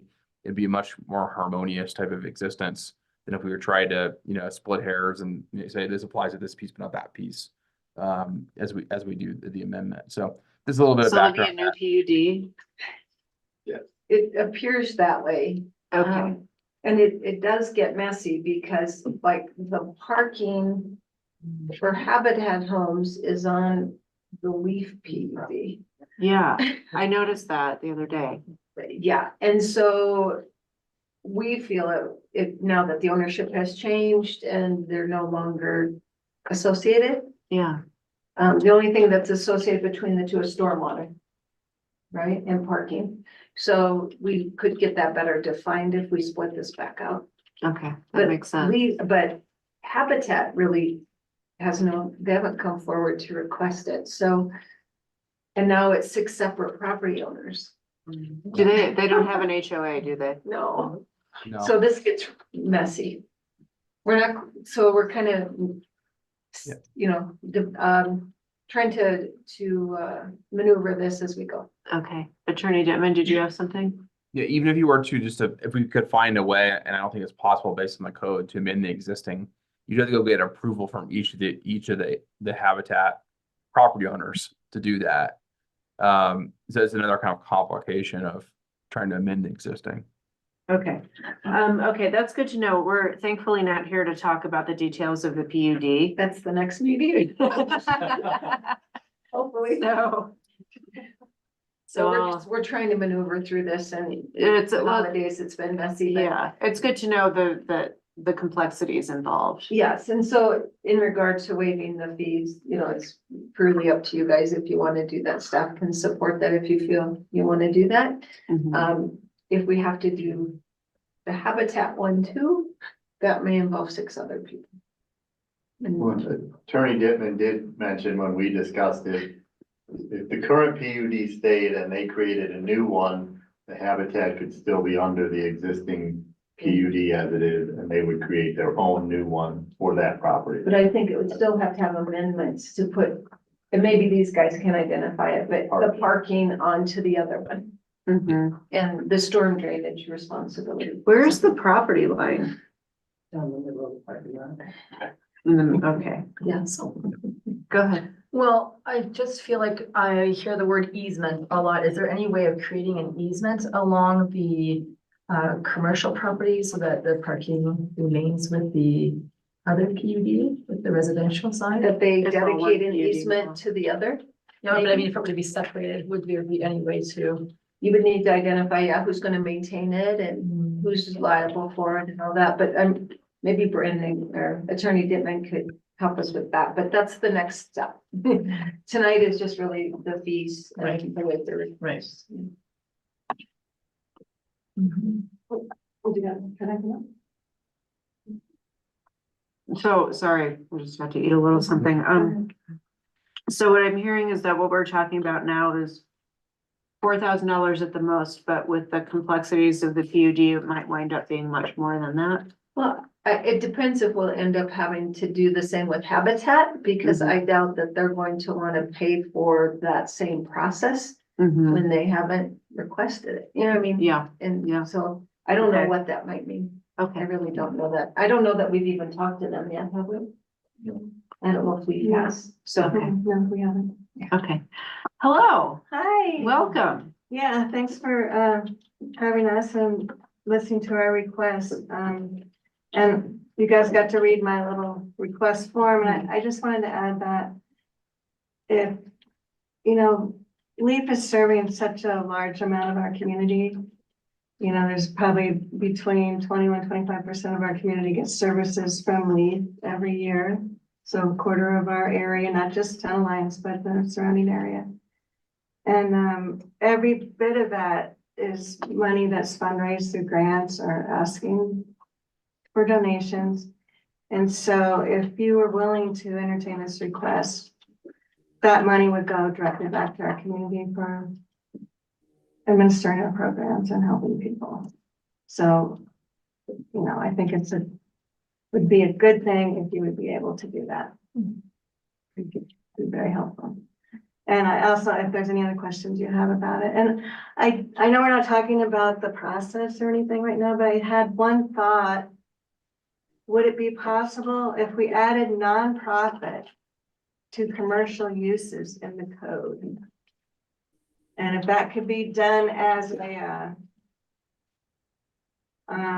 resolution by the board, would that solve it? And then we wouldn't have to do a PUD. The board's already had this discussion. We may take the potential that all of Main Street could then be nonprofit and there'd be no retail sales. Okay. All right. If it was all Thank business. you. They had this discussion. Okay, thank you. I That's why they understand. handled it just individually with each building. Yeah. But in your PUD, I mean, that's the intent, is to add nonprofit. Absolutely. Yeah. That's the full intent. Thank you. Any questions?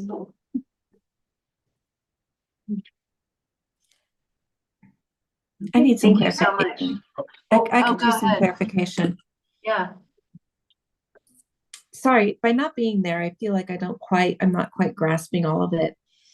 I guess I'm struggling with understanding what it is that must be coming up at another meeting that has to do with the PUD, because I'm a little concerned that by separating these two, and if we're going to be doing some kind of a PUD change that I'm not quite clear about that could be coming in the future, how would that not impact the direction that we would give on waiving fees now? Because there's legal fees involved. So I need some clarification to understand what really is being asked here. And what is this, what's happening on the backside of this? I think Brandon might have an answer for you. Okay, thank you. So Attorney I'll Devon? address, what the PUD issue is first, and then explain why that relates to what we're doing here tonight. So Thank there's a you. very direct relation. So first, a PUD generally is a type of unique zoning, basically attributed to a particular project. It's meant to give additional flexibility that doesn't exist in the whatever the underlying zoning district is.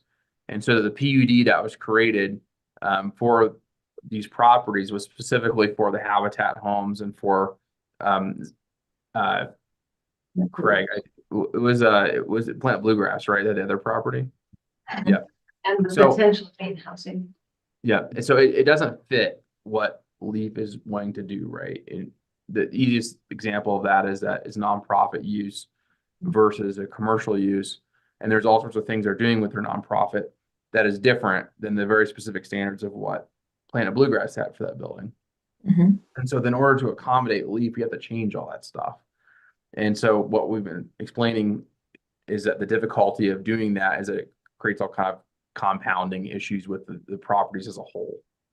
And so what we don't know exactly at this point in time is how do we change this PUD or make a new PUD without creating too much of a mess of the habitat homes and their existing kind of needs. And so that's kind of part one, what the coming issue is. We're either going to have to amend it, the PUD, or more likely we're going to have to just do new PUDs, for the existing properties. So that's kind of issue number one. What we're here tonight is, are we going to waive the fees, development review fees, and these PUD fees for the LEAF property? And the reason why we bring up these issues is that saying, we think these isn't going to be a lot in terms of staff time and legal time to do, but this issue is complicated, and it's more complicated than if it was a standalone building with one PUD. It'll be a pretty simple change. The fact that it's kind of lumped in with the habitat homes makes it a little bit more complicated, but I think we can figure it out, right? It's just the fact that this kind of came up right for the holidays. We've been kind of all over the place, and I didn't even know about the stormwater and the parking until tonight. And so I think we can get a solution. I don't think we're going to terribly overshoot the fees that we're saying, we think we're going to waive, but it is a bit up in the air given the complexity of this project. So I need more clarification then. When it's saying that the request waiver for planning and legal fees for building remodel / PUDC, what does the buildings remodel, which is internal and it looks like they're replacing the roof, why is that associated with a PUD? Is it, I mean, They're separate Yes. but related, right? Okay, say it again. Separate but related. So I mean, the zoning approval is the PUD, right? And so once you get the zoning approval, then you need to actually, do the modifications to the building, which will trigger requirements for building permit review and for a minor development review. And so that there's two separate things really, but they're all kind of lumped in the same project because you can't do the building without changing the PUD. It's the chicken and the egg kind of situation. Okay, that helps a little bit. So, but at this point, Attorney Dittman, can you really say for making a change in PUD and the cost it would cost for staff is your fees and staff's time is really just $2,000 to $3,000, when it sounds like this PUD is more complicated because it involves habitat homes? I can't say with certainty what it will cost. I think it depends on how much drafting I have to do in order to redo these PUD agreements. they are fairly simple, so it's not like it's, I know you have experience with the Planet Bluegrass PUDs, which are extremely complex. And this is a much simpler property where it's, a couple of pages versus hundreds. And so I think we can, it can be fairly affordable. We're not talking tens of thousands of dollars here. It's just really, how many single thousands of dollars it will be to do all of this, both for me and for staff. But, maybe Aaron has a better feel for what the staff portion of that will be. This is best guess. Yeah. Go ahead. Yeah, I just, I have several thoughts running through my head right now. First and foremost, I want to iterate how much gratitude and appreciation I have for this group of volunteer citizens, local citizens taking care of our community. It's huge. I know that you're not getting paid for your time. I know that you're volunteering your time. And I feel like there is a really great partnership here between the town of Lyons and LEAF. The town of Lyons doesn't have a housing and human services department.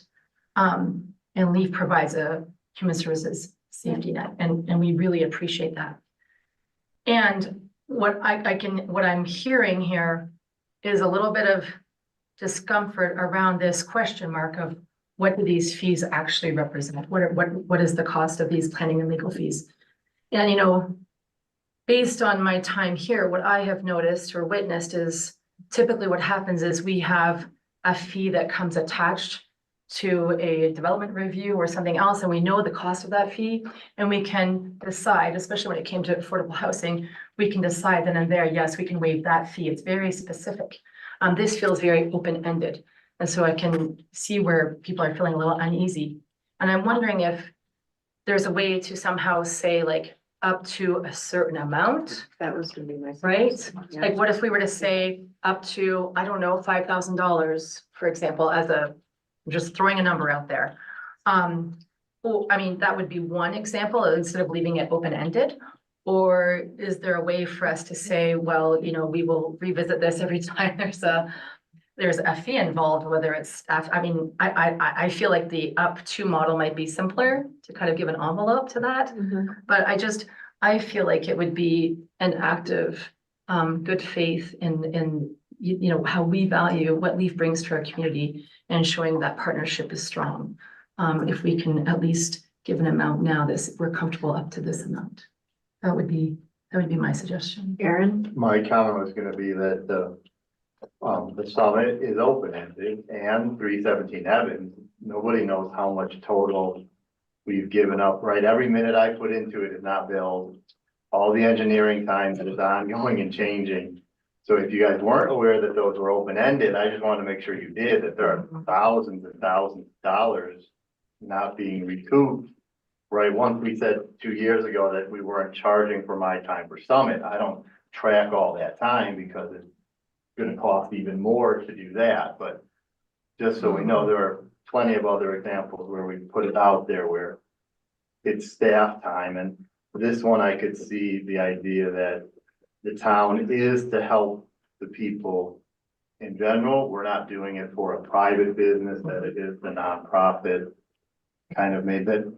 That's what the town's trying to help already anyways, is the whole town is this sort of giving us. So I just wanted to make sure that everyone was aware we do have other examples of, we don't know how much was given to those other, Right. and it's still ongoing for both of them. Yeah, and those are specifically decisions made for affordable housing specifically. Yeah. But I like that idea, and I was, if what I was gonna suggest we think about is if $4,000 is kind of like the top of the amount that Aaron thinks it might take, maybe we waive up to $4,000 in fees.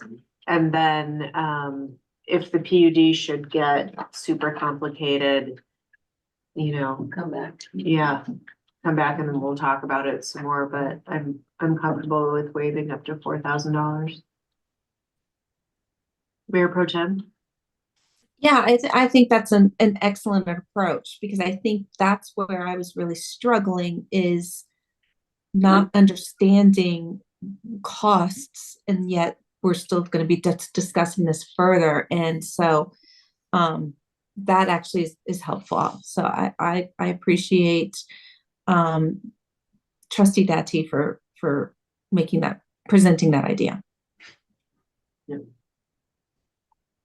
I agree as well. You good? I would feel very comfortable waiving up to 5,000 if we need a buffer. The 4 is the buffer. The 4 is the buffer. And then Okay, if that somebody includes the would- buffer, Yeah. okay.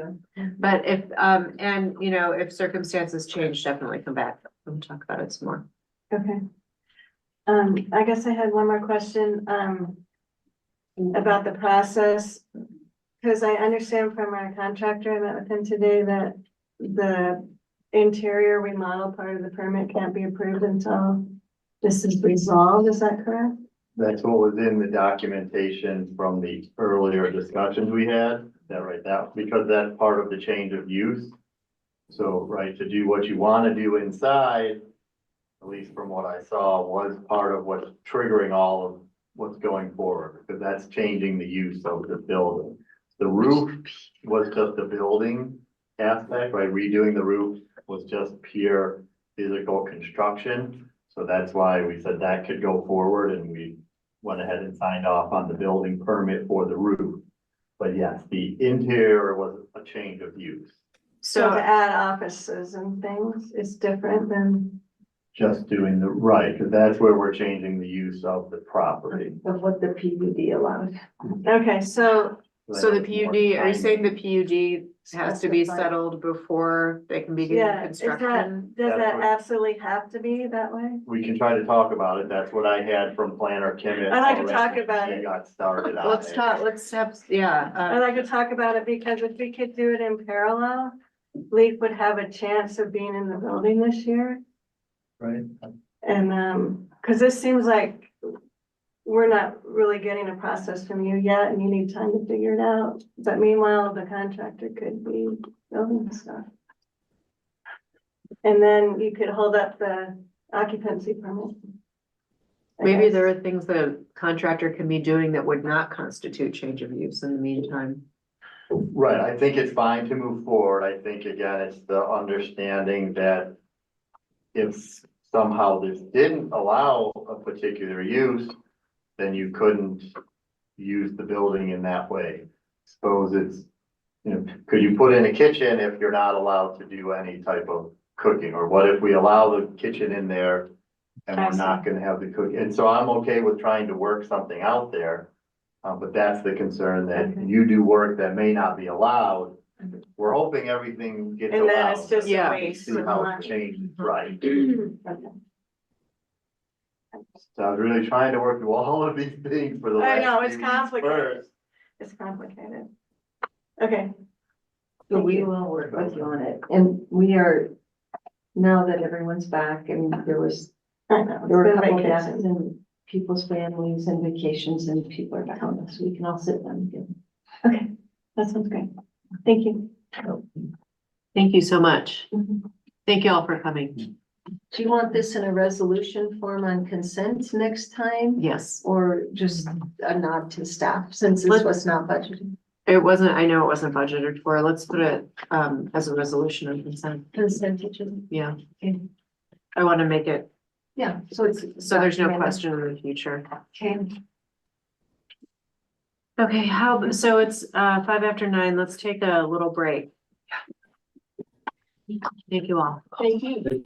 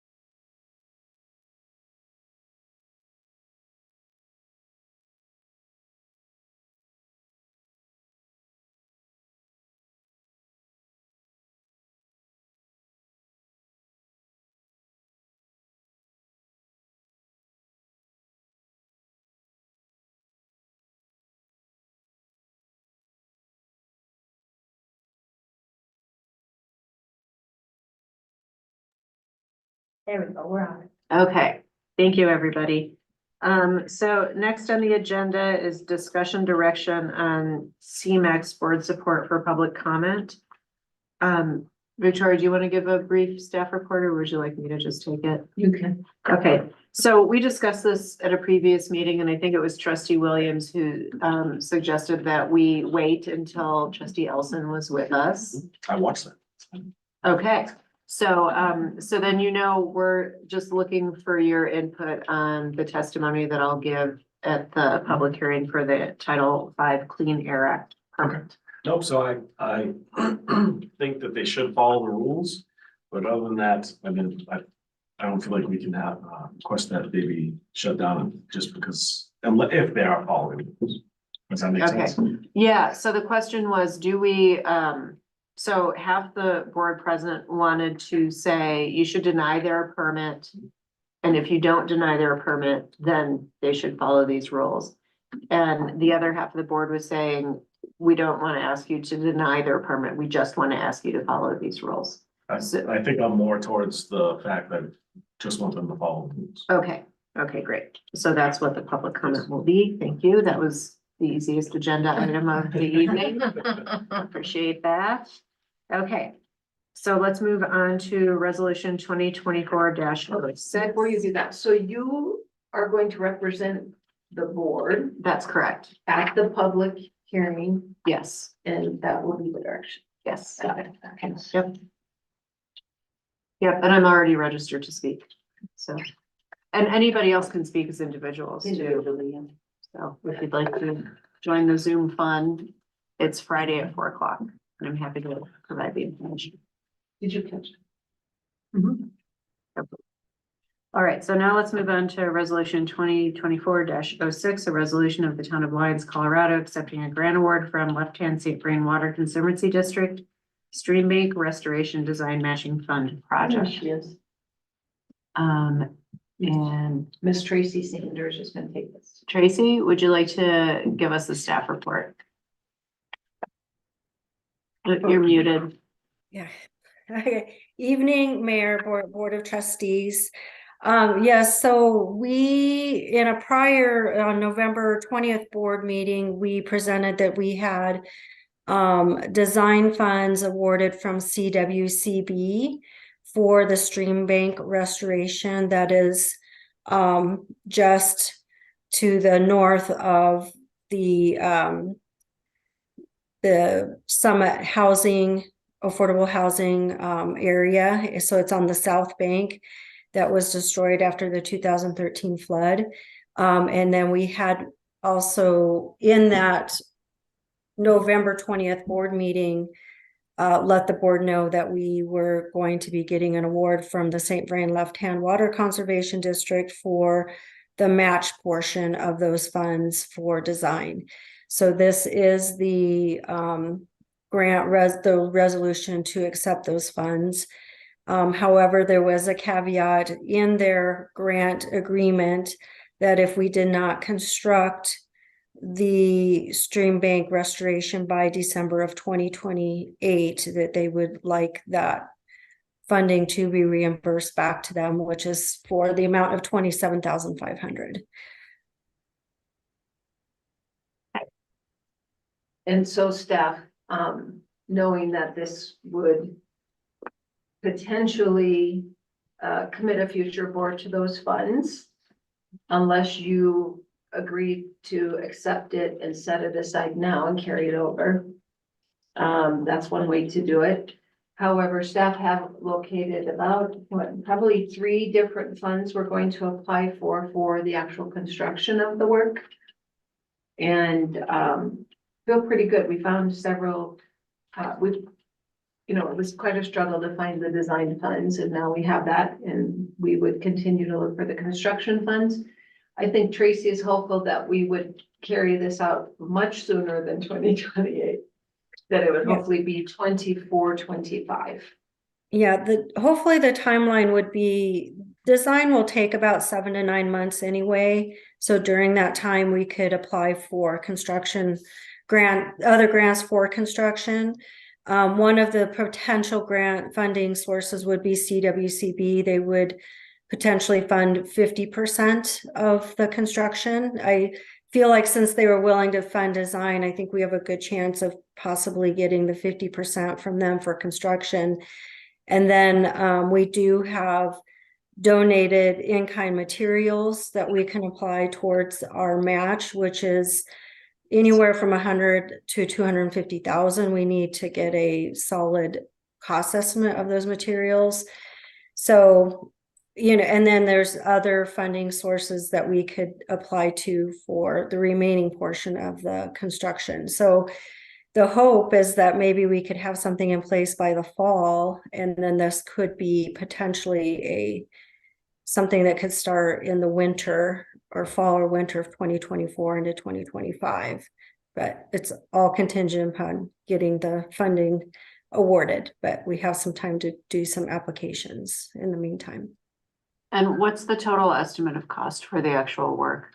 For construction, it's the engineer's estimate was 645,000. I think I rounded it up in my last report to like 700,000 to 800,000. I always like to be a little conservative in my numbers, but so probably I would just say 700,000 is what we need for construction. And what would the potential match need to be from the town for that construction cost? Do you have any idea? It depends on which grants we would be awarded. You know, some grants are 50%, some are, like the one we found, we can use our materials for in-kind, so that would, gosh, 50. So if, let's say it is a $700,000 project and they cover 50%, that'd be $350. If we have 200 in the rock match, then we're down to 150 that we need in other sources. So it would depend on who that source is. But we've, like I said, we've done quite a grant dive on who would fund something like this so we can start applying. That's the unknown right now would be about 150,000 we need to find. Okay, I have more questions, but Mayor Pro Tem, do you have questions? I do. I was kind of curious about, well, a couple things. So where would we, let's say if we have to come up with a match for the construction part, where would that money come from? What enterprise fund? You know, well, one was we were talking about the 200,000 in material could be used as a match, as a portion, or the 100 to 250 could possibly be used as a portion of a match if it was a grant that accepted materials. The gap right, is 150. where is it? Okay, so where would that gap come from? What enterprise fund do we currently have that gap would be taken from? We would try not to take it from an enterprise. That's where we have found about 3 or 4 grants to apply for. So I think if I can maybe ask the question a different way, if that's okay, Mayor Pro Tem. Sure. If we do have to provide cash, does that cash come from the general fund? Which fund would that come from? I'm trying to remember. Tracy, where did we do other stream bank restoration? Was that the question, We Mayor? always had it all granted. I do believe, and I think we would need to confirm with Cassie on this, but I believe it would probably have to come out of the general fund because there is not an enterprise fund for stream bank restoration. I think we discussed it, and it probably would have to come out of general fund if we couldn't find the grant funding to cover all of it. So, yeah. In all of our millions of dollars of stream bank recovery, I don't think the town has paid for any. So most likely it would have to be general fund if we could not find $150,000 between now and the time it needs to be built. Let's see, Mayor Pro Tem, did you have more questions? I do, please. Yes, thank you. Okay, so if by 2018, we haven't started construction and we have to, I'm sorry, 2028. If we haven't started construction, we have to pay back the 27,500 grant. Yes. That would then come out of our general fund. Yes. And it, came to light from two former trustees about an SIA agreement with Summit, of $150,000 tranche and a fence to be built in that agreement. So I do feel like, while in some ways this is accepting this money for a grant is somewhat separate, it isn't clear about would that $150,000, could that potentially go towards the stream bank funds? How would that be earmarked? And then there is this issue about a fence that I think is pretty legit. So I was just wondering about staff's response to those emails that we got. I have pulled up a number of things on research. I don't know how in-depth we wanted to get on this. I think, Mayor Pro Tem, we were thinking about this morning, and I talked to you about this a little bit. I think it would behoove us to have a separate agenda item at hopefully the next meeting to talk about Summit Housing and the SIA. The update. And the their update on the $150,000 and what tranche they're getting and when and what the triggers are. So I do think they're kind of two separate issues. I think, This is accepting this 2070. yeah, so, but I think that's an important issue to address.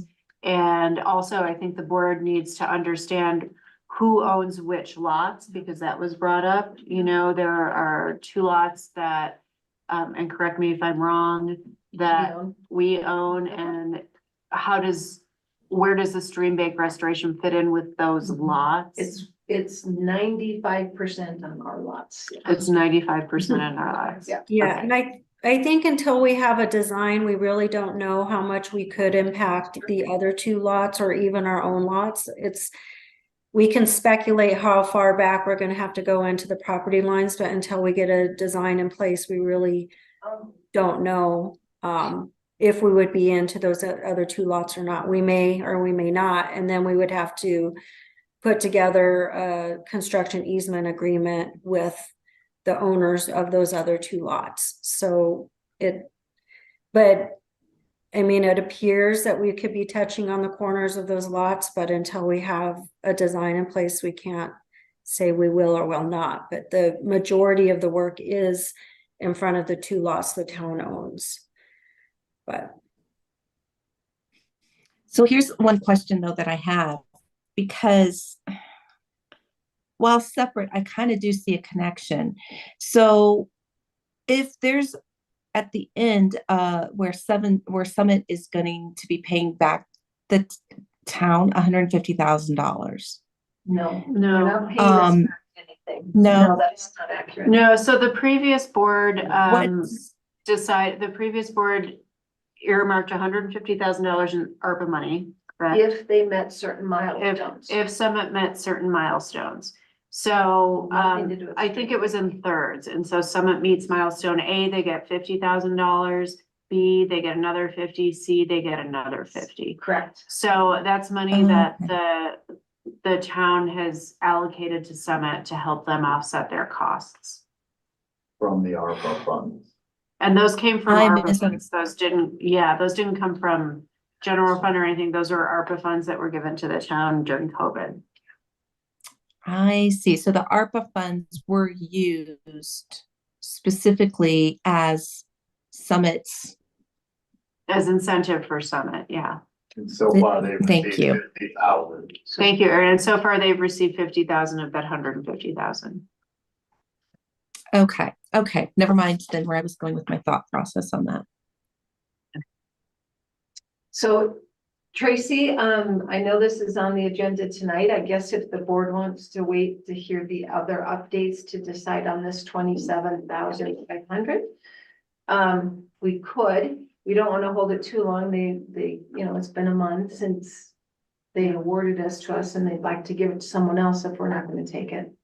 I But, think trustee Dachi had a question. okay, Well, actually, I'm glad that, Mayor Pro Tem brought that question up. It sounds to me like the design will actually clarify a lot of things for me because I'm a visual person and I do need to see like, where are the town laws? So where are the summit laws and where's the stream bank restoration and where's this fencing? Like, I guess I'm kind of mixing it all together as well. And I'm trying to like see where is this delineation. So thank you for bringing that up. And, I appreciate that we have this grant to help restore that bank. And I guess my only question would be, are there any flood related grants still left out there that we have left untapped? no. We ask the state all the time. Because you would think this would be flood related, because this is. Well, it should have, it was Uh-huh. supposed to be, but we were not the owner at the time. It Ah. was Mr. Bell. And he chose not to participate in the design and restoration.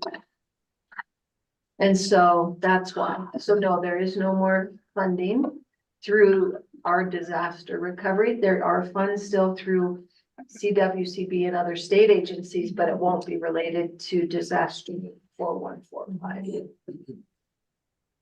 And if this, Same thing as like the Lucan is downstream of that. They chose not to participate. Right.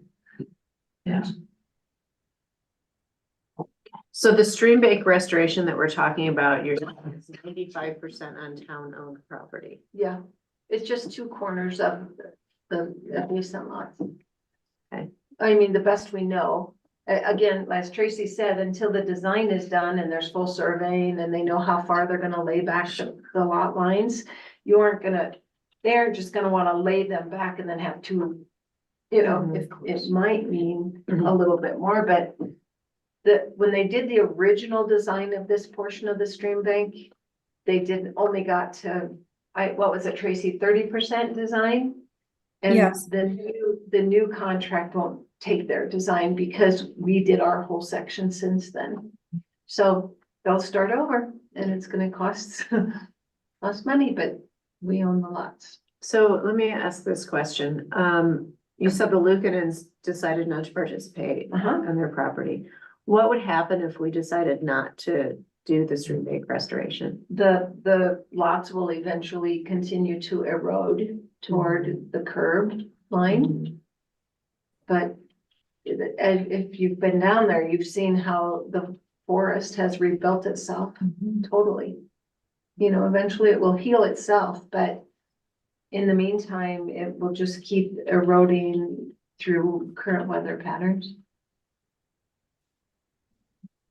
Can you tell us exactly how far these are from the closest homes in that Lions Valley Townhomes development? How close are we to where that restoration is gonna take place? I mean, We is can this show easily you, accessible we for? can share the current map, but again, Let's do that. until you know the design Yeah. of how far back they're gonna lay it back. You know, if we say we want a 1 to 4 slope, it's gonna be very different than if we say a 1 to 2 slope. Right. You know, I guess my question here is around liability and how liable the town would be if there was a We child have coming. 2 rivers running through our community. Yeah. We are owners of all of that.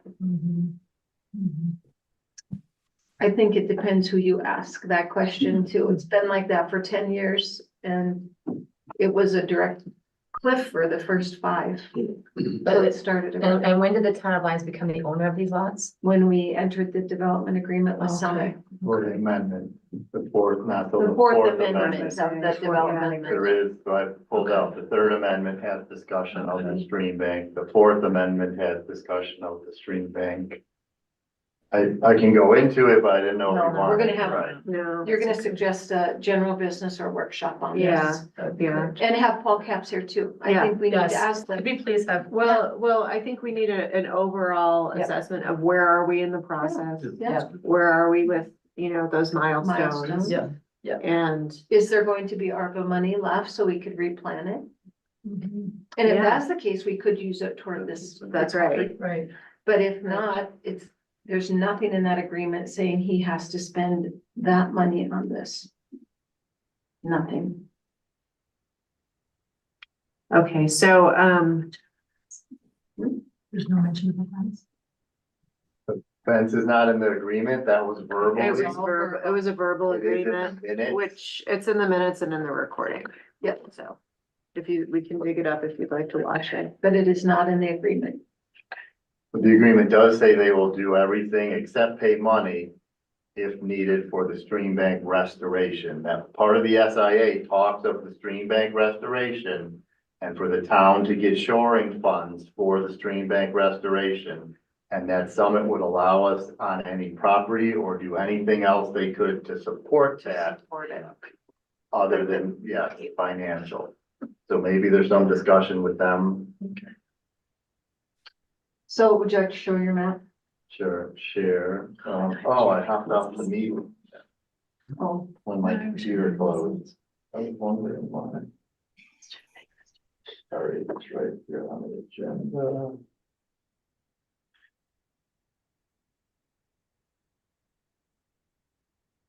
So while Aaron's getting that up, I do have another question about the language in the agreement. with the grant agreement? The grant agreement, yeah.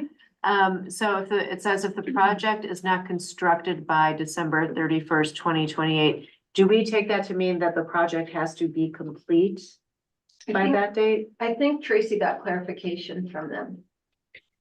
I can get clarification from them, but I do feel like if we are in construction by that year and we need an extension, I'm sure that they would work with us, but I can clarify with them on that.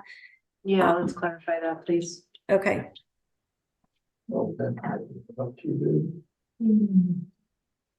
If I may, I mean, that language does say if it's not constructed by that date Mhm. currently. So, But Do you take that to mean completed? Yeah. yes, I Yeah, do. okay. Instead of under construction. yeah, Yeah, I think if you wanted to say under construction, it should say that. That's 4 years. but you can always get some agencies allow you extensions and if you show that you're making progress, then they're more open to extensions than if you haven't even started yet. So, but I haven't worked with this funding agency yet. So that would be, I can just talk with them and see what their general policy is on extensions. Okay, Mhm. that would be helpful. Okay. Well, that's not the one. Not quite big enough. Well, there's two, so I didn't know. Again, this was a drawing that was added in. And so you can see the property lines here. We could go down to the next map. It changes a little bit. Let me shrink it to be better. This one probably is easier. That one's easier to see. And remember, it's changed since then. Right, so it's not dark enough when it's there. This is prior to homes even being built. So The lines aren't really dark enough. But, can you see my mouse moving? No.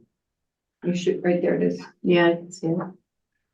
Right, so here, I could actually do it, so if you want that, also to point out where the lot lines, so the two lots that the town now owns, right, are this lot here and this lot here. So going up, this also is already town property. All over here is town property. So the stream bank has been restored up to the edge of our property here.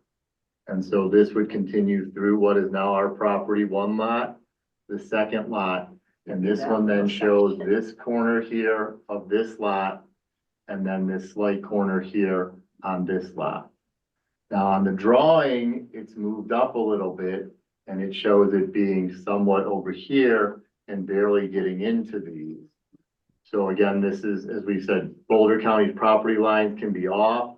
You really need to see the survey. We might cut off here. And if for some reason we weren't to do the rest of it, because then it goes back into what's our property here. This section comes down and we get to the Lucanen property right at the bottom of this map. And there's, so this does not show where those houses are near it, but their houses are not. Well, they're around Carter Court, right? So there's two on this side and two on the other. Yes, they're nowhere near the, Well, those two, I guess, are the This closest one, ones. right, but this one, yeah, or not even there. This one is way over. yeah. it's Yeah, way- this no, one- This one would potentially be the closest because this lot comes all the way out to Carter and the house is up here. But this one lot has a house then in right here.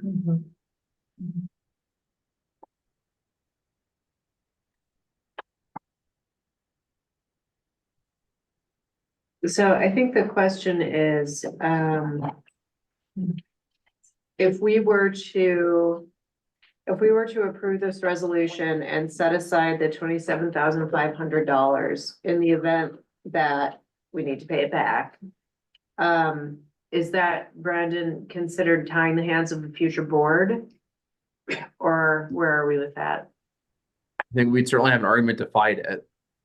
You know, what's it gonna cost to do that is certainly another discussion entirely, but we have a pretty good argument that that this would be not binding on us because we can't tell a future board to appropriate monies. So So if you don't allocate it, Mhm. then we're not tying any hands if it doesn't happen. If we don't allocate the $27,000, but if we do allocate the 27,000, That's what he's saying. well, I have that. Go ahead, Brandon. I mean, we'd have a legal argument saying that, although it says that we have to pay this money in the future if we don't construct it, we would say we're not paying it because we can't, legislatively encumber a future legislative body. Would they sue us over that? I don't know. What would it cost to defend that? I mean, you could avoid the issue entirely, I think, if you appropriated the monies now and just put it in a fund, and that way there's not. Yeah, that's what I was Yeah. getting at. And I learned today that, the Apple Valley water tank property closed. It did. Oh, wow. That close, so we'll have, is it 48 or is it I don't 47? remember. How long 40 ago was that? I don't remember, it's 48,500 or 47,500, going into the water fund. And it's going into the water fund, but could that money be appropriated for this, or is Set that, aside for this? yeah, That's is probably, that legal? Brandon, can Is that a proper? utility account give money to stream bank? Probably shouldn't. Okay, It can go the opposite way. General fund can give to the utilities. mhm. Utilities. I don't know, Brandon, in this case. I mean, generally there Tracy? should be some sort of nexus between the utility function and, the whatever you're paying money for. I mean, I think there's a whole bunch of restrictions on loaning funds out of enterprises into a general fund because basically the enterprises shouldn't be a bank for the general fund. It's kind of what Right. the term was. And so I Yeah. had to look into what the specific, consequences would be of that, but as a general principle, you shouldn't do it. If that Okay. makes sense. It does. Tracy? This is something we may need to confirm with Finance Director Istone, but if we want to consider this flood recovery, we do have that flood recovery set aside for clawback or any shortfalls that we have for flood recovery efforts. And so that might be something that it would be a very small amount that we would be earmarking out of that fund. Because it was for shortfalls or, clawbacks. So, and it was flood recovery related. And I think we might be able to say that this is a flood recovery related type project. So that I might think be it is. Totally. It is a flood Oh, my recovery gosh. project. Brandon? Yeah, I like that idea much better. Me So- too. Yeah. Yeah, no, that makes a lot of sense. And for anybody who's been down there and actually taken a look at that riverbank, I mean, it's total flood destruction. I mean, it's left as is. Which is. Okay, so we have, and I apologize, this is my information. We have completely deviated into discussion from questions without a motion in a second. So I would ask for a motion. A motion to approve, I can do that. A motion. Ready? Yeah.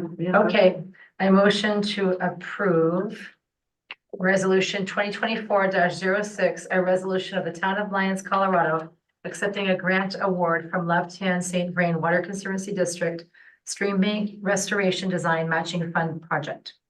Is there a second? Second. Thank you. Okay. So, we already got deep into discussion. And again, I apologize for that. So it sounds like where the discussion was going was let's allocate 27,500 from the clawback fund. In the event that this does not get constructed by 2028. Does Attorney Dittman, does that need to be added to the resolution? I don't think so. I think I can just be staff direction. I don't think, I mean, this resolution is approve a contract with St. Vrain Water Conservancy District. It has nothing to do with how we manage our money. So I don't think we need to put it in the resolution. Okay. Do we want to bring it back as a resolution on consent next time, just so that we have it documented?